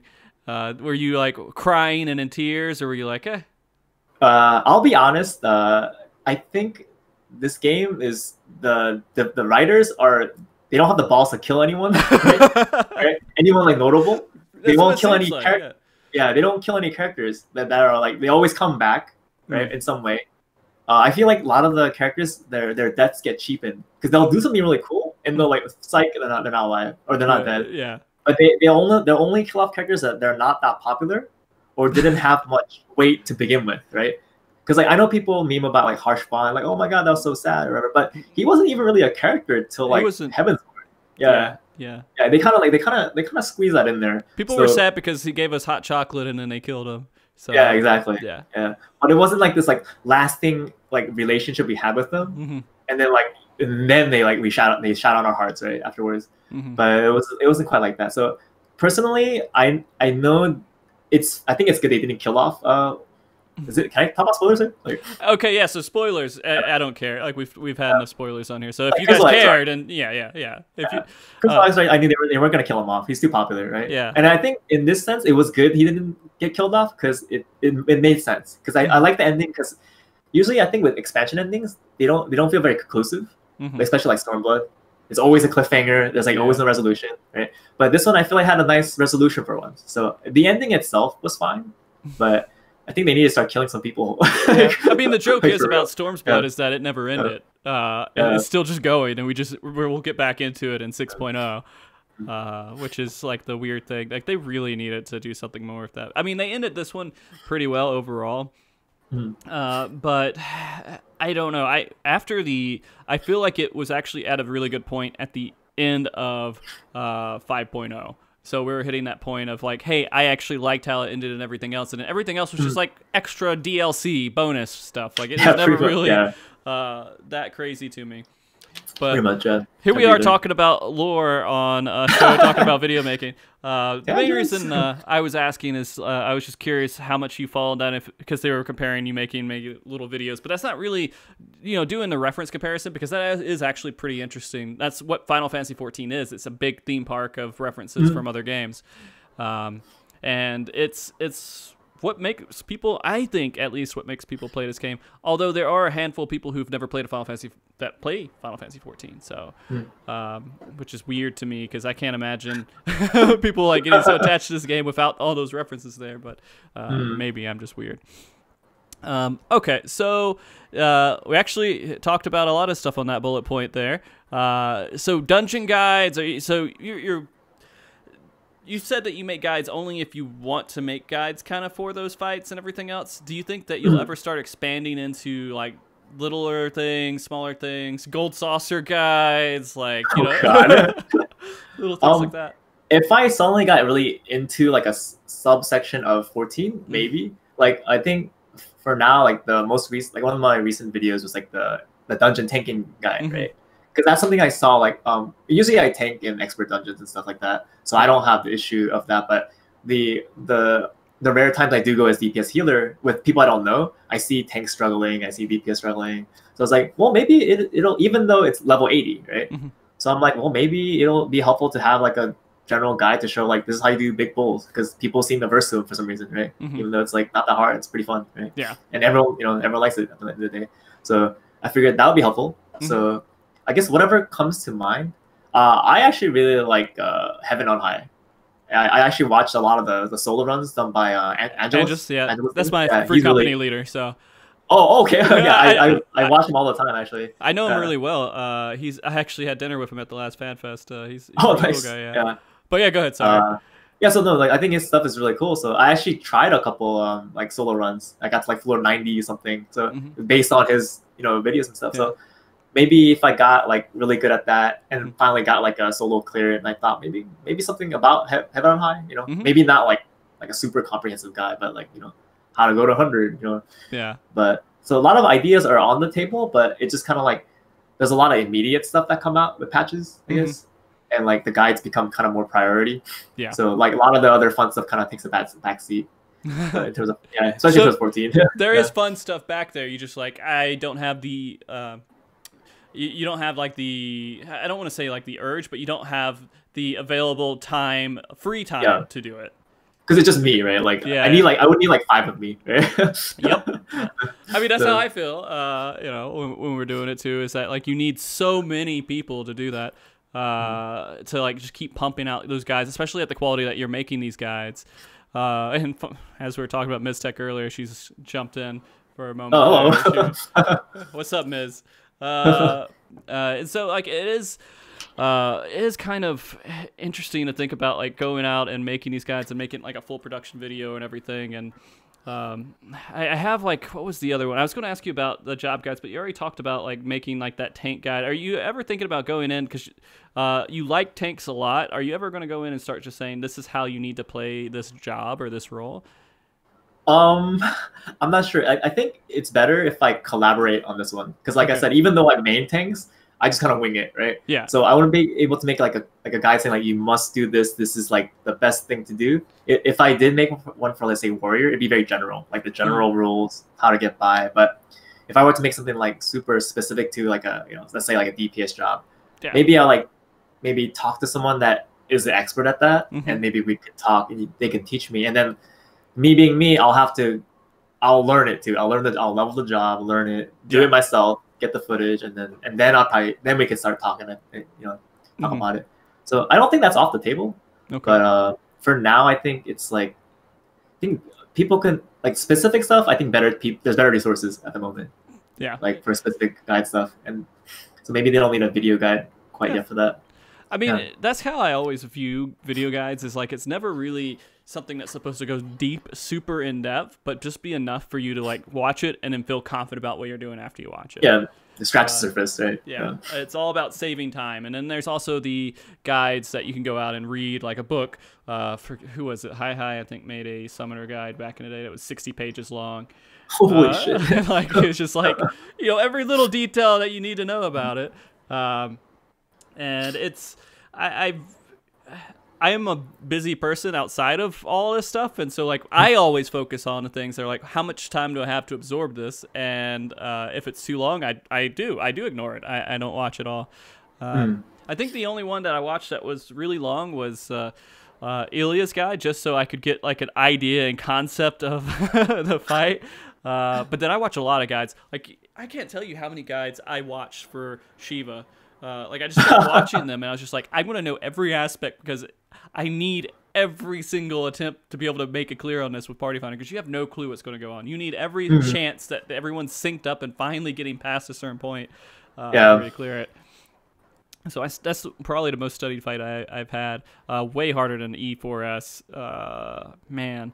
I don't know. Do you want so this is going to be more of a personal question. Do you want fights in Final Fantasy XIV to be harder than they are right now with Savage and everything, or you think they're at the right level, or should it be easier? I'm in the factor of they need to be more fun, right? Because I guess because the way this game is designed, like it's based on like lag and snapshotting and stuff. Yeah. They're kind of at a limit of how much harder they can make it without making it very fun. Because like it's easy for them to make a hard fight, right? Yeah. They could just throw in a bunch of bullshit mechanics that everyone needs to resolve, or otherwise you die, right? And that's easy to do. But I guess what they need to kind of think about, which I think they failed in this tier, but they were pretty good about in a lot of the other tiers. Like there's hard mechanics, but I don't mind doing them every week, right? So it's like they're fun to execute. So a lot of the fights I feel like are fun. They're not necessarily the hardest fights in the game, I guess. Okay. And plus, like, I guess, though I do look for a challenge, and that's why I do these Savage raids, like, I guess the difficulty style in this kind of game isn't, like, something I need to really, like prove myself in. I don't feel, like, super, like, like, what's the word? I don't feel like, oh, like, really good because I did it. Like, oh, I'm the best because I did this. I did it because it's memorization based at the end of the day, right? Yeah, it is. So I don't feel super proud. So I think it's better for them to maybe shave off difficulty for fun. I think like if it leaves room for like fun, it's okay to be a little bit easier. Okay. But I think what they should do is if they're billing content as higher end content, the developers need to treat it like it a little bit, right? Yeah. Like make the entry to that a little bit harder. Like like I don't know, like have like a I don't know, the equivalent of a driver's license or whatever to get it. A Raider's license to get it? Yeah. Because like, for example, I mean, I know like Stone Sea Sky is like a flawed system, right? Yeah. But maybe make it so that you can you have to clear that at least to get in, right? Because like, it's the same thing when I don't drive. So this is kind of I'm kind of I'm being a hypocrite here. I don't know how to drive, but I'm making a driving reference. But like, the idea of driver's license is like, if you have it, if you don't have it, you can't even be on the road, right? Right. So you're already spared from killing anyone because you right? Like, you're not there, right? But you can only get on the road if you have it, and then if you fuck up on the road, then you get it revoked or whatever. Obviously, don't revoke like raiding license. Right. That's not what I'm saying. But I was saying is like at least there's like a step where it weeds out people that aren't quite ready yet. Yeah. And if they want to be ready, they'll take the step too if they really want to, right? So I think if they implement something like that, it'd be nice. I think, but yeah. I mean that's a decent idea. Like they actually have to go through all the training stuff and all the stuff that they put out there and pass it all. I mean, Faust, like they said in chat here, was a big example. Some kind of check like that, yeah. Yeah. Or at least have like maybe a setting in PF where it's like, I don't know, like they have duty complete, right? Like you only come in if you cleared it. Maybe they can make like a Faust type thing, or clean up their Stone Sea Sky system, some kind of license, check thing, and have like another check, like you have to have this thing complete too, right? Like so sense. You can make practice parties, yeah. Yeah, I can kind of see that being implemented, but I don't know. It's the same thing comes like so when I cleared E8S, it was with 7 people who already cleared E7S, and it took us hours. It took us hours. So a lot of people, even after they clear something, they're not really good still, but at least they have the ability to clear it is the thing. Like at least they made it to that, so I can see it making some sense there. And by fun, what are some elements in raiding, or would you say are fun? Like what makes a raid fun? Like personally for me, I like when there's a lot of like flexibility in a fight, I guess. So like for me, the fun of raiding is like if like clearing it like flawlessly is fun too, but recovering a raid is really fun for me too. So if someone goes down, how good is the group to like recover and actually still clear it, still make the check? So like for me, one of my favorite fights in the game is God Kefka, like Savage, and that fight is fun because like for me, I like a lot of like interesting movement too. Like the tech, like I know a lot of people don't like movement because they want their uptime. Yeah. But I think finding a way to move and still get uptime is a good challenge too. Yeah. So Kefka has a lot of that. I like a lot of mechanics that revolve around like reaction, because a lot of the fights in this game, they rely on the cast bars, right? Because they have to design around that. But I like visual tells. I come from playing action games, right? Like so, like if mechanics are based on visual tells or like stuff on the floor that you have to deduce based on that, and there's no cast bar involved. Like trying is one of my favorite mechanics. I like deducing trying, right? So that's fun. And then like going back to the recovery example, for example. Forsaken, the first Forsaken, if you're not familiar, it's similar to Ilya. Actually, Ilya kind of like robbed it from that. It's like you get tethered to heads, right? And there's towers you have to resolve with the heads, and then what is it? You have to pop the heads afterwards, otherwise you'll like die, kind of thing. That's a simple description. Right. But what happens in the DPS get the heads, but what happens there is like if a DPS dies, a tank will get the head instead, and the tank can do the head and the tower and still recover the raid. And you can still prog, yeah. And I think that kind of thing that's the little like nuances I like having in fights. So like not like super hard, harsh stuff that you need to do, but can be recovered even if someone messes it up. Because like the thing is like the way that works out is like if people die and you still clear or you still progress like that, chances are you won't make the DPS check because of the deaths. So it doesn't like you can't full carry because of that. Yeah, like they still have to be competent at the end, but it'll let them practice and see more of the fight and the other people too. Like the other people don't get griefed because of one guy. I guess that's what I'm trying to say. Yeah.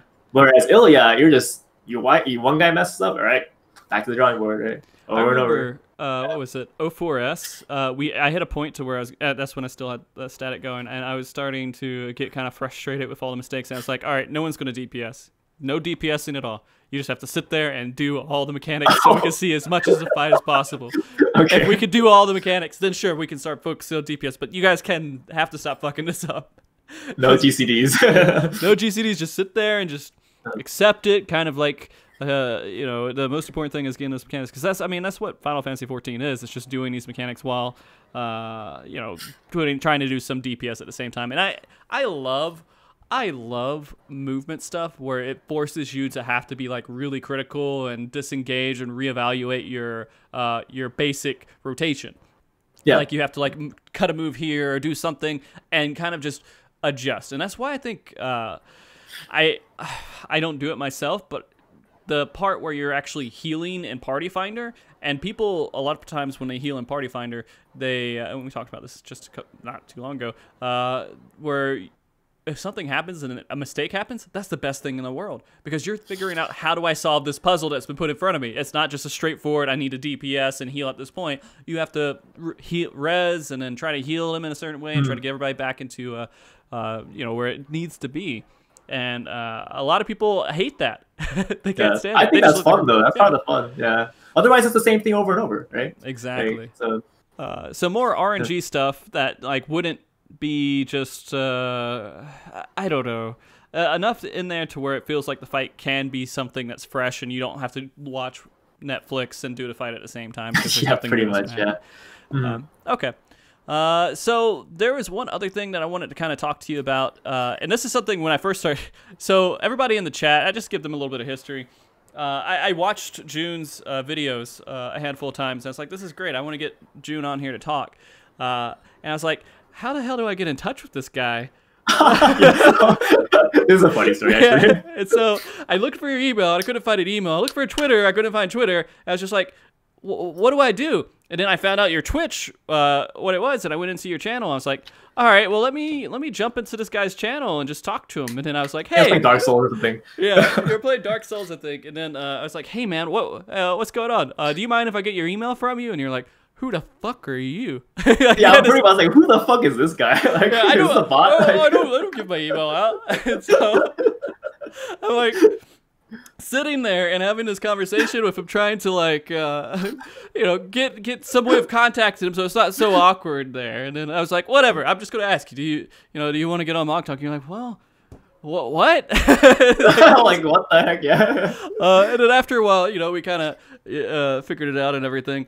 And then I thought it was so funny because when I talk about MogTalk, there's only there's some people who watch MogTalk. And it's not like global. It's not like the world. Everyone who plays Final Fantasy XIV knows MogTalk. There's some people out there who play or watch MogTalk.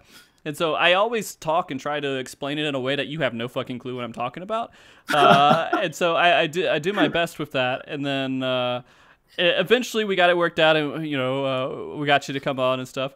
But you said kind of the reason is you're just not really involved in the overall community right now with Final Fantasy XIV. You're not very like, you don't know everyone, you don't watch everything, you don't see all this stuff, and you don't really put yourself out there much either.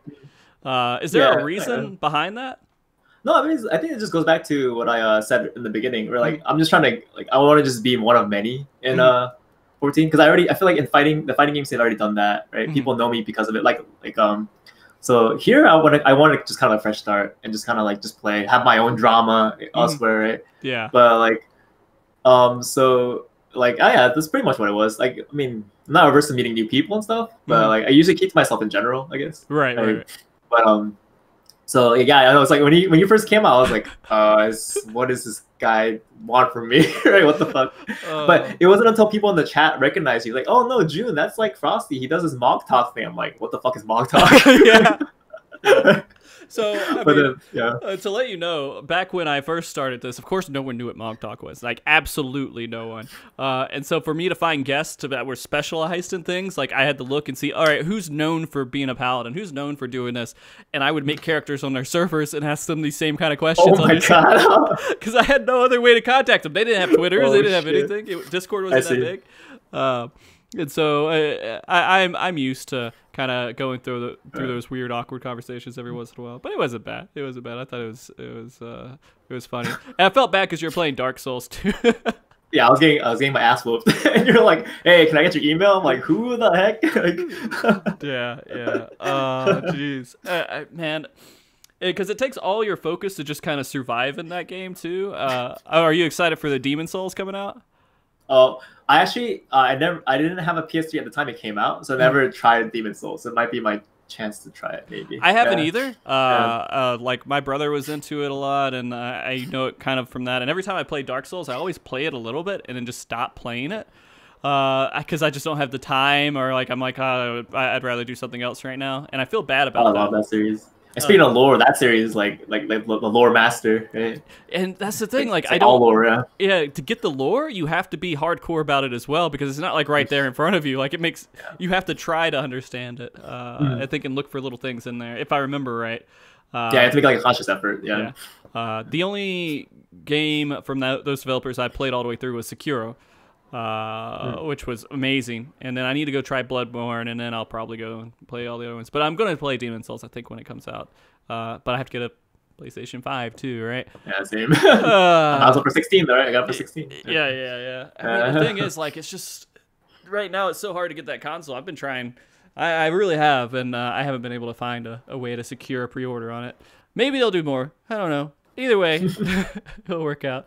Okay, so you kind of like just to kind of keep to yourself and everything, and just not. Did you have a lot of drama back in the fighting scene, and that you have to deal with? No drama, not so much. Not really. Just like, I mean, it's just the same thing. Like you deal with, you know, the shitheads here and there. Yeah. You know, you got the people that don't know what they're talking about. You know, but just the usual community stuff, right? Yeah. So, but I guess like for a change, because like also I'm coming from like it's a competitive environment, right? Yeah. And which I loved. Just I embraced it. But I was like, maybe coming here, I'll shed all that. You know, I'll just be Candyland. You know, I'm just gonna immerse myself in this new like world, right? Final Fantasy 14 is Candyland, yeah.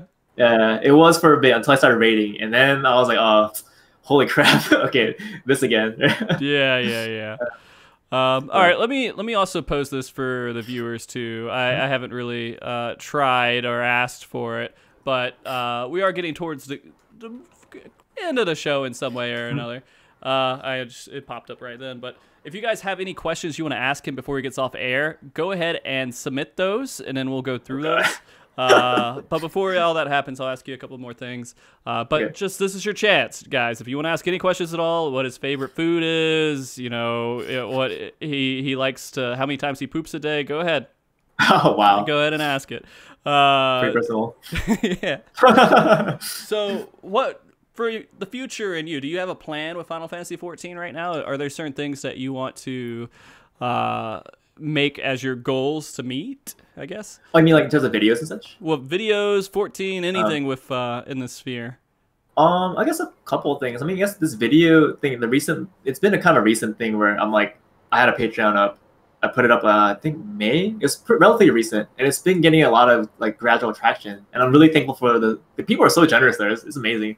My holy crap, because I guess they think there is value in this, and I'm really thankful for that. So I don't know, it's like I'm okay with separating work from personal projects and setting aside time for work, but I really wouldn't mind just doing this. Like if this could be like a thing where like, I wouldn't mind, because I'm having a lot of fun. Like I never wake up being like I have to make this or whatever. I'm just like, oh, time to work on this guy, time to go in and get footage or whatever. Yeah.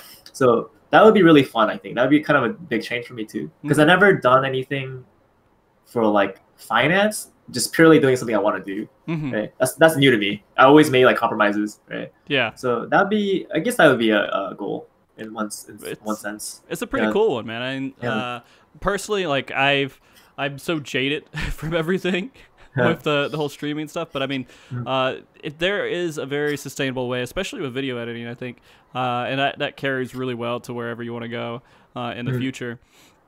And so, so your goal right now is just to do well enough in YouTube and are you going to put streaming into that mix too, or is it mostly just video making? I mean, I got all this stuff now too, so maybe I'll start squeezing it in. Right? So explain to people what this stuff is, because I didn't know about it until before the stream. It's a lightsaber. It's this guy.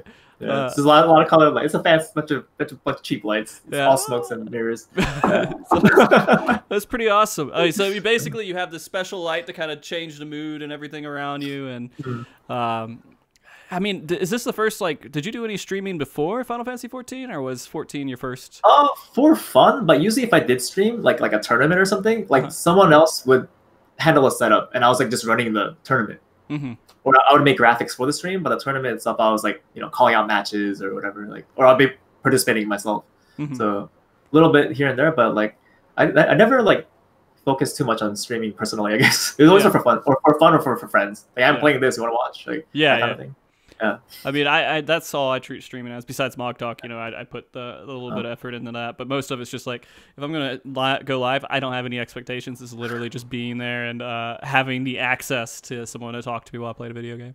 In terms of other goals, I guess it's kind of I don't know. It's like an aspiration too. For me personally, I'm in the opinion that there's always someone better than me in whatever I do. I like being humble about that.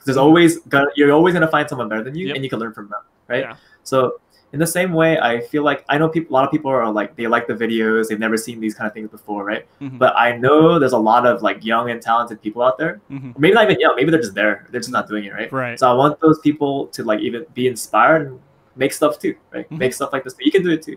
You know, you could make it better than me. Show me. I'm a boomer, dude. Don't lose to some boomer, right? So like, so I want maybe like to raise the bar a little bit, right? So people can like be like, yeah, we should be making cool stuff, and we should put more effort into this stuff, right?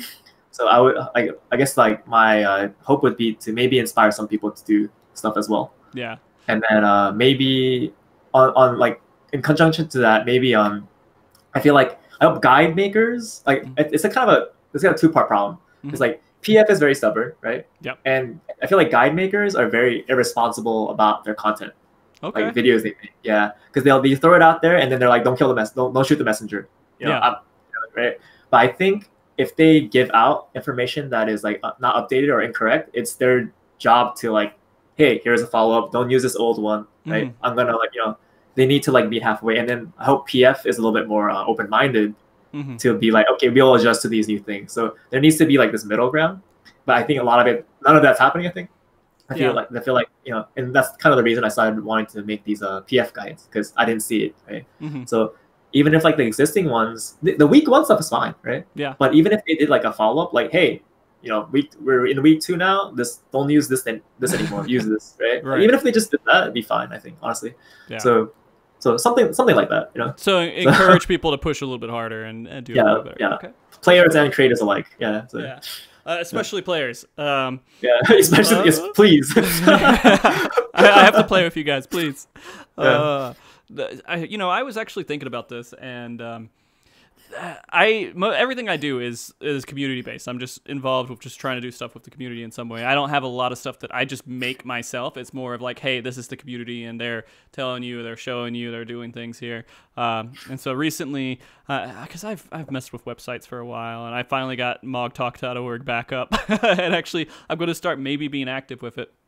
And one of my thoughts was that it would have a page on there that would link you to guides, and it'd be like a some way of curating or trying to display guides in a way that's like, hey, this is what you should be doing in Party Finder. Hey, this is day 1. This is something, and try to organize it, because there's no organization of guides and videos and stuff out there right now. It's just all like, YouTube, here's next on YouTube, right? You say you play next, and you can go to it. There's not really a place where you can go find just a listing of all the different guides, and maybe I'll do that, but then I don't know. I'll put your guides on there. We'll just say June here. Thank you. Yeah. Appreciate it. Yeah, and then I'll just have it to where it goes to it's just a place to reference to go to places, and so we'll see how that goes. Because you're right, it is kind of a mess right now, and I feel like there needs to be some sort of organization. I don't know why I went into a conversation about my website. Anyways, so here's one question that we have. Okay. This is from Alice. You may know Alice. I know Alice. Yep. They want to know why you haven't taken a sip of Coke yet. Oh, I was trying not to like do product placement on someone else's stream, so I actually refrained from having one. I can do it later. Okay. Is that like just something you're known for, is drinking Coke? I'm addicted to Coke Zero. Yeah. Coke Zero? Yeah, Coke Zero in particular. Yeah. Man, I used to drink so much of that, and then like at some point my stomach just couldn't take it anymore. It's like, stop. Like I used to drink Pepsi all the time, like and product placement, whatever. I used to drink Pepsi all the time, and then I just felt sick after drinking it, because I guess it messed with the acids inside my stomach. And then I went to Coke, and then that was so good for a while, and then I'm like, well, maybe I need to stop with it. So the only thing that I have really now is water, tea, and coffee, and beer. Coffee. Beer not so much. I do whiskey. You do whiskey?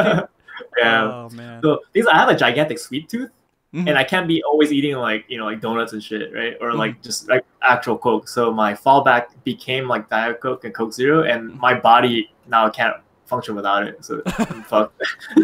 So yeah, and the Coke that I normally drink, I usually don't drink straight Coke anymore. Like if I do, it's like caffeine free, like crazy, just like free this, free that, like it's just super like diet down version of Coke, because like I guess I'm just an old man now. It's same. Yeah. Oh jeez.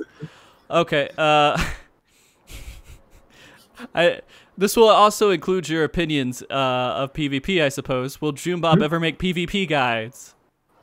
If they ever make PvP interesting again, yeah. And if I could get a goddamn queue, I can't get a queue. Yeah, right? it's bad. Dude, like you have to know exactly. You have to have a lot of time, and you have to know when to place that time. Usually it's the evenings. In North America, at least, you try to get queues in the evenings, and it works. And some days it's really good, and some days it's not. Like on Sundays, sometimes it's like amazing, and Fridays it's not. I don't know. It's just people go out and party Friday, and then they're like, oh, I'm done partying. I'll play PvP on Sunday. Or PvP, yeah. Yeah. But yeah, you could make some pretty awesome PvP guys, but it's way better than the shitty one I did that Square Enix used. I feel so bad. I'm gonna go look that up now. Well, I mean, like the one I gave them, they translated it to Japanese, and so I gave them all the files and everything to do that, and it has more high quality footage. But I never actually uploaded it or anything. But I do have the actual one. Yeah, I could probably find an archive on the Final Fantasy 14 channel. I'll show it to you just so you can laugh about it. But it's like everything I use is basic Adobe settings. Like there's nothing like special about anything I do. It's all just as basic as I can get. And then like, I'll put some what do you call them? The little timestamps where you click keyframes. Keyframes, yeah. So I do the keyframes. I'm like, this will turn from red to blue. Look how gradual it is. How amazing that is. Hey, whatever works, man. Okay. And so let's see. Oh, and Alice also asks, skip cutscene. Are you known for skipping cutscenes? Depends. I guess since I started writing 2 characters, like on. I know I'm just trying to clear. I know what this is a reference to. This is E8S, I bet. Oh, is that what it's referring to? I guess so. Because like usually when I play, on the first day when I play hour 1, I'll just skip all the cutscenes and go through. But then really? on my alt character, I'll like take my time and watch everything again. Yeah. Oh. So I'm just trying to get to the content. I want to fight, right? I want to fight stuff. So I don't care about your drama, right? Like whoever. You know what's funny? Like when we were doing the world race for 5.2, part of like shoutcasting and commentating on that is how fast they're going through all these cutscenes and everything so they can get to the actual fight. I see. And then like if we saw some guy who didn't have flying unlocked, and so like this world racer's just running over there to the jeez. It was great. That was a fun time, even though like method sucks. It was good. I feel bad kind of trashing them, but at the same time I don't. It's okay. Yeah, they probably deserved it. Probably did. Okay, so let's see. We have another question here. Well, we kind of went into this a little bit, but I guess we could hit it again. This is from Mersu. What about your amazing skills? Did you self-learn everything, or were you taught this? Actually, maybe we didn't ask it. Were you taught this in college or university? Half and half actually. Okay. So I actually didn't go to school for editing or video related stuff. I mean, before that, I saw myself as an illustration person. I wanted to like draw characters and make comics when I was younger. Mm-hmm. So I was more of an illustration person. But I don't know. I just kind of had like some weird lucky insight where I was like, I think this is not gonna be enough when I get older. So I was like, let me learn some other stuff. So I actually went to just to a 2-year program for advertising design, where I learned like design basis and stuff. But then while I was doing that, I was like, well, they're not. I learned what I need to learn there, but they weren't teaching what I needed to like. It wasn't enough for me, I guess, personally. So I was like, this isn't enough. So let me teach like interactive design on myself. So Flash was big at the time. So I learned Flash, and then that kind of kept evolving. So that became video, that became motion graphics. So some of it was taught from schools and stuff, but most of it was like I just kind of went out and like learned it myself. Did you post stuff to Newgrounds? I almost did. I really wanted to. Yeah, I was really inspired by that stuff back in the day. But I never quite made anything like profound enough, I guess. Boomer talk here. Yeah, Boomer talk. Yeah. I remember back when Newgrounds was the site to go to, and I went and absorbed a lot of their content, and I actually tried to make some Flash stuff too, and I made a person walking, and that was about my extent in Flash Flash graphics. But I thought it was really awesome. There's a lot of really amazing artists that were getting known from that website, and it still exists. It's just it's not YouTube, I guess. So it doesn't really. And some of them are big YouTubers now, right? Like, yeah. They all kind of moved on to YouTube and everything because it makes them more money. I remember the hamsters, I think, and like the stuff in the blenders, the frogs in the blenders, the little frog blender. Yeah. Oh my god, frog! How about? I was talking about this other day. Do you remember a lobster sticks to magnet? I I think so. Do you remember that shit? I think so.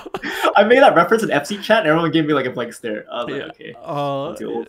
Yeah. I feel, you know, it's funny. Like, I have those moments every once in a while where I start bringing up stuff back in the early '90s and everything, and everybody's like, "What?" I'm like, I just made a reference, a joke that involves something that like no one has ever. It was out before they were born, and I was like, man, this only gets worse, doesn't it? You know? Yeah, it's that old Snake gif, right? Where he goes from like young Snake to old Snake like rapidly. It's just that animation. Yeah. All right. Well, I mean, like we're kind of hitting this point. If you guys, we have another question. I don't know if you guys have any other questions you want to ask, or I have some silly questions here. I don't. Oh God. One more silly question, and then if you guys have any other questions, we'll ask them. But we're close to wrapping up. We've done pretty good. I was like, are we going to be able to make it past 30 minutes? And we did all right. We're at an hour and a half now, actually. So I can talk all day. Beautiful, man. I love it. Okay, so Alice again asked, do you know about the good old PayPal legend? What is? Yeah, he hasn't. He's referring to himself. Pay him no mind. Yeah. Give him no attention on that. Jokes. Okay. Yeah, okay. No, pay him no mind. Do you have a lot of people with all these little inside jokes from your stream and everything else? RFC is a living inside joke, I feel like. Is it? Yeah. Oh, jeez. Yeah, it's, you know, we were talking about that last week. We were like, FCs in general, for me, like I'm horrible. I don't interact with my FC barely at all, but they're all nice and wonderful people. Just like, I don't know, after a certain point, your social life just is in so many other different places. Like I'm in 1 billion Discords and I pay attention to 1 or 2 of them. And I feel pretty bad. If they ping me, like I'm like, all right, let me go see. But like it takes a ping usually for me to see what's going on. Same. So like it's sad that a lot of my social stuff isn't even in Final Fantasy 14 anymore. It's on Discord, or it's like in Twitter. Are you ever gonna get on Twitter? I do have a personal Twitter, but yeah, I just do that to look at like dog photos and stuff. You know, it's funny. I post a lot of dog photos. So maybe I should follow you then. Yeah. I post my 2 pups on there, and every once in a while my cat. And so, do you have dogs yourself? No, unfortunately, no. Yeah. Really? Oh man. Yeah. This building doesn't allow pets. So. Oh, jerks. Yeah. Okay. We go into dog. This is MogTalk, going in tangents about dogs. Dog talk. Yeah. I mean, like, if you start getting into, like, making this kind of, like, your goal, your inspiration for going forward and, like, financial success in some way, all that boomer stuff has to kind of go away, and you have to kind of get used to all the social media stuff and all this stuff. Maybe. But considering that, I am the meme lord. Like, I keep up with all the memes. Okay, fair enough. I never had a Twitter account until I started doing MogTalk. That's the only reason I made it. Okay. And so it's been good. I usually it's good on Twitter. Sometimes I want to vomit because there's so much politics. Twitter's Twitter. Yeah. Twitter's Twitter. Yeah. It gets pretty bad after a while, but here is another question. This is more of in your fighting regards. I guess the fighting game stuff is like, do you use arcade sticks? Oh yes, I do. Yeah, arcade stick, preferably when I play. Yeah. Okay. And it follows up. If so, well, what do you prefer? And it says I'm an idiot. Sanwa. Shaimitsu, Itoki, are these things that you recognize at all? Does it sound yeah, those are company for parts. For sticks I use Sanwa. Okay. And for buttons I like Senmitsu because they take a beating. Like Sanwa buttons are very clicky, but they are very fragile. They can't take a hit, right? So if you just get pissed once and hit the stick, you'll probably break a button. But Senmitsus are very durable. Nice. Do you know they have a Final Fantasy 14 fight stick that's like not sold anywhere? Do they really? Yeah. And I think it was for 2018 at FanFest. It was with Dancing Fighter, Aya and Tony, people who work on the community team. One of their ideas was to do a event where you could go over there and play fighting stick with Monk PvP in Final Fantasy 14. It's actually pretty cool. And so they made a whole bunch of customized fight sticks just for that, and they're just kind of sitting around the office. Hopefully they do something with them at some point, but they're absolutely amazing. Well, that's fun. Yeah. That being said, too, have you ever been to a fan fest before? I could never get lucky with tickets, man. Like the first year I started playing, I found out about it. I tried to go, but no dice. Lottery, right? So, yeah, it kind of is. I've always been successful with it, just because since 2014 when I started going, I was hardcore about getting those tickets, and I would always be there at the second it goes, and I buy 4 tickets, even if I don't because I want to have a ticket for myself and my wife, and then if I don't have tickets, past that point, maybe some raid members or something else, because it's such a struggle to get them, and they give you a 4 limit. And so my goal every single time is to get those 4 tickets. And I've been successful every time. And then if it turns out I don't need them, then I find people who need them afterwards. Because maybe, you know what, you just keep making videos for a while, and next FanFest, community team be like, hey, June, you want to... hook up. Yeah. Oh, shit. Maybe. You never know, man. Nice. Because I would really like to meet some of my raid members IRL. I will let you know, and it's the most depressing thing that happened to me this year was FanFest was canceled, although it makes sense, it's understandable. Can't be helped, yeah. It's one of the most enjoyable events I've ever been to, just because it doesn't matter if they just put tables out there. Being around so many people who play Final Fantasy XIV and just want to talk about Final Fantasy XIV and get excited about what information they're going to get from the event. It's so different, yeah. Yeah. It's a whole different thing, man. Especially when it was at Vegas, and then everybody would go gambling and drink afterwards, and it was just like a whole thing. But we'll see. Somewhat related, there's a con I go to every year called MacFest. Yes. Yeah, I go there every year. This year it got canceled too. But last year, it's when I started making the Titan video and stuff. I actually met a dude there that saw my videos. It was the funniest encounter. It's weird. I was in a party room. We're just drinking, and then the topic of 14 came up because June plays. Talk to him. Yeah. And we're talking, and then the topic of the fights came up in the guides, and he's like no joke. I think he was working on Titan at the time. Mm-hmm. So I was like, hey, no joke. I just made a guide, no troll. I'm not drunk, not drunk enough to troll. I made a guide. If you want to check it out, look at it. Mm-hmm. And he looked and he flipped suddenly, and he's like, you're the dude. I'm like, what do you mean? And he showed me his personal Discord or whatever, his static Discord, and it was all the Leviathan diagrams and stuff. It's yo, we've been using your shit this whole time. Nice. So it was yeah. So I don't know, that kind of thing is fun. So I want to experience that and just surrounded with 14 people, mm-hmm. Not not even just getting recognition, just chatting with people, right? Like-minded people. Yeah. I'll share some personal experiences since we're on that topic. So 2014, I went and I didn't do anything with the community. I didn't have MogTalk. I didn't have anything. I went as just a regular player and everything. And it was great. It was an amazing event. And then I went back in 16, and this is after MogTalk started. And then it was a whole different world. It was so weird for anyone to actually recognize me and say things to me. And it's still weird to me because, I go by day to day. I'm like, whatever. I'm just a normal person and everything else. I'm not special. I don't do anything special. There's no reason anyone should recognize me. And that's just normal life. Then you go there, and then there's at least a couple of people are like, hey, it's Frosty. I'm like, what the fuck? It's such a wonderful experience because I love meeting people and seeing people who are part of the community. And if they've seen my content, it's just amazing to even think that that's a thing. So I would recommend it whenever they do the next one. I don't know if they're going to do one for 2021, but if they do one for 2021, you should definitely try to go. I want to meet my raid group and just people that support me and just have fun, be silly with them. Yeah. That'd be great. That's the best thing. And then going out drinking, having dinner, K barbecue, J barbecue, those things were amazing. I'm a big karaoke person. If really? I meet them, we're going karaoke. Yeah. If I meet you, we're going karaoke. Okay, we'll do that. I'll be up for it, man. If they do the event, we'll go up and hang out. You guys saw it here. We recorded it. It's a promise. He's going. You don't want to hear me sing, but you can do it. I have such a I've tried. I've done that before where I'm like, I'm gonna, let me try to sing, and then I listen to myself and I'm like, delete. I'm done with this. Never doing it again. That's the thing with karaoke, man. When you go, it's not like PF. It's just no judgment. Just go ham, right? Yep. Just gotta be. If you're bad, you're bad, man. No parsing allowed in the karaoke. No parsing. Okay, we'll ask these last couple of questions here. This one is actually kind of a pretty good one, and Alice is asking a lot of questions, which is great.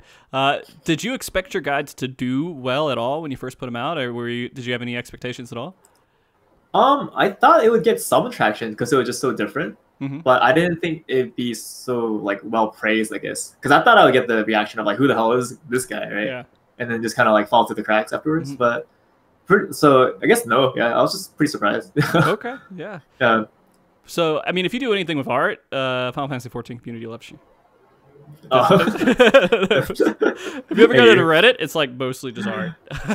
So it's just what it is. Awesome. And if you do, some people do link me the Reddit threads. I mean, the first couple of guys I did post the Reddit threads, just maybe like throw it out there. But there's been a couple where someone else posted on their own accord. Yeah. Right. And then someone else linked it to me like, oh shit, like cool, like they like it.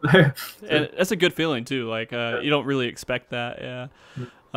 And then we have this last one that we'll ask, and then we can start wrapping up. Is there anything that you look forward to in the next raids in 5.4? Is there any aspects besides just the fun part of it? Is there anything that you might be looking forward to? Next raid? Yeah. Less primals, please. I'm kind of tired. Yeah, right. No more primal references.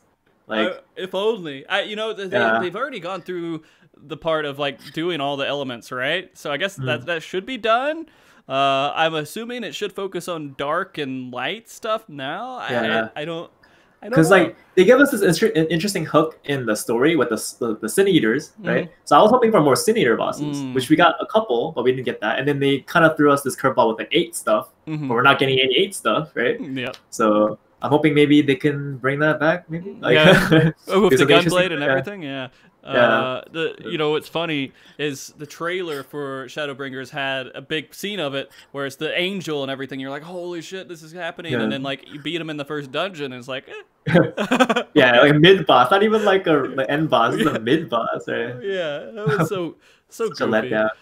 Letdown. Hopefully they do something more with it, but yeah. So that's it, pretty much. It's just not primals. Like cosmetically, no primals. I think like we're done. Like we get the idea. It was already fresh the first time, but then like also I think this tier I feel like they didn't do enough with the primals. Like for me, Ifrit grew. Okay, here's my personal thing. I think Ifrit Garuda shouldn't have like how the whole thing is like the Warrior of Light is misremembering fights, right? So whatever, right? I think they should have made Ifrit just male Ifrit, female Ifrit. Yeah. Right. Yeah. And he could have been confusing it with like the Omega twins. And it was no tool, right? Like whatever. Yeah. And then they could have made Garuda like a separate fight, maybe. I don't know if that would have been that would have been amazing. Yeah. I feel like them together, they kind of. I feel like it was lacking because they're together, right? Or they didn't do enough. They were just like, let's just cram it together. Let's just make it happen. So I think that'd have been funnier. Right? I think I read somewhere, maybe I'm mishearing this, that they make a lot of these fights. They're like, this would be cool. And then they make the fight, and then they make the lore afterwards. Yeah, probably. Yeah. Probably. But yeah, cosmetically but like difficulty wise, like like it doesn't have to be ball busting. We have to PF this stuff, so make it hard, but make it fun, right? Yeah, make it where you want to keep doing it. Like you're not upset every time someone messes up LP. Or LR, light ramp. Yeah. All right. Well, I think that's pretty good. We've had a lot of questions here. We're almost at 2 hours, which is amazing. Oh, wow, nice. Yeah. Wow. And I appreciate you coming on. It's been like such a blast to get to know you more. This is the first time we've had any real conversation, besides the Twitch chat combos and emails. So, and you're really cool. Thank you for having me. It was really fun. Yeah. Yeah. Well, before we end, I always want to give you like a second here to like do any kind of shout outs to whoever you might want to do a shout out for, let people know a little bit more about where they can find you and things like that. So it'll last a little bit. So go ahead and do that if you don't mind. I guess I'll plug myself first. So yeah, obviously my guides are on YouTube. If you just search Joonbob, I'll pop up. You'll see that icon, the big red icon. You'll see that. And then as mentioned before, I'm kind of trying to rely on Patreon. So if you think there's any value and you have the financial leisure to support, even like the smallest amount, don't break the bank for it, obviously, right? Like I don't want you to go like bankrupt because of it. Like be reasonable, right? Yeah. But consider going to Patreon. There's a bunch of tiers. There's a really cheap one. There's like a more expensive one where you can get like certain rewards. Like you've seen Big Raid. You've seen the avatars. That's a reward I offer if you do that one. So just check it out. Appreciate it. Thank you guys. thanks for Frosty having me again. Once again, it was very fun. And I'll just want to thank the Patreon followers, and we have a Discord for Patreon. We call it Clancy World. I want to thank all those guys for supporting me. Nice. They're super supportive, like ultra supportive. So thanks for being there for me all these months. And then I want to say thank you to my FC, everyone in there, and our FC and the Static are pretty much the same people. So like all those guys, and Fang for always being there and helping me with the additional footage and stuff too. And all the other viewers that was watching. Thanks for all the kind words, even the critiques and stuff too. Appreciate all that too. Yeah. A shout out I want to give is like we mentioned resources, right? For like putting places together. Nem from Awk Morning fame. Yes.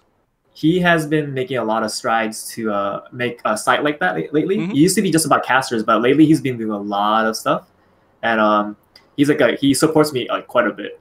And he hosts my guides there too. So I think within like maybe half a year to a year, it'll be a very good comprehensive site where someone could go and find a lot of different resources. And not just that, he's been doing like interviews with like other people and stuff too. Yeah. So it's becoming a good like hub portal site, right? So I think check out Awk Morning if you haven't, if you don't know about it. So shout out to him too. And I think that's it. Okay. Yeah, it's Nimit. He's actually, I think we've had him on the show here before too. Okay. Yeah, he's a pretty cool guy. He's big Awk Morning, and he's offered some help with website stuff for me too. And so he's a really cool guy, and I think I want to see how that all turns out as well. And I think that anyone should be making anything that they think is good for the community, and that's what he's doing right now. So I'm excited to see him evolve that. And I do want to say, again, it's been an absolute pleasure to have you on the show and actually get to know you more. And so, and hopefully we can chat more after too. Or yeah. Anytime. Yeah, anytime. Hit me up. Actually, yeah. No, I was going to say next time we do a show, we don't have to do the Joonbob show. We could do the whatever show and just bring you on to talk too, because you're an amazing guest. Talk shit. Yeah, we can just talk shit about stuff. Yeah. We'll just have a show about how much we hate. I don't know, certain things in Final Fantasy XIV, like Gold Saucer, and how Chocobo Racing doesn't work. You'll come on for the Chocobo Racing show. How about that? That's how I'll come up with stuff. Fair enough. Cool. Sounds good to me. And I do want to say a thank you to the chat and everybody that was over here interacting with us today. You guys, of course, we wouldn't be here without people supporting the show and just watching the show. And if you guys have a chance and you want to see more content with Junes, please, I said Junes. I don't know if that... if you want to support June, please go out and check his Patreon. See that kind of content within Final Fantasy XIV, because I think we should see this kind of stuff. I like to see this higher tier content that we have from creators. And also, thank you, my wife, for being my emotional support and putting up with me doing this podcast every week. It means a lot to me. And thank you, Andre Kane, for letting me use your music in the intro and the closing of the show. And I think, that should be about it. You guys are amazing. And we will be back here next week to talk about Final Fantasy XVI with a couple of guests. I believe we're bringing on Ethis and Larry so far. We might have another person come on as well, where we'll be just discussing the trailer and what we could pull from that and everything that we will be seeing in Final Fantasy XVI. Because while MogTalk is a Final Fantasy XIV show, we all love Final Fantasy, so we're going to shift it over to that game for a little bit to talk about it and be excited to see what happens with that game, although it's going to be like, 2025 when that comes out. So we'll see. But guys, with that being said, you have a wonderful rest of your day. Thank you so much for watching. Be good, keep cool, stay frosty. Oh, June, and you have to wave and say bye when we're exiting too. Say bye. All right, hold on. Let me find the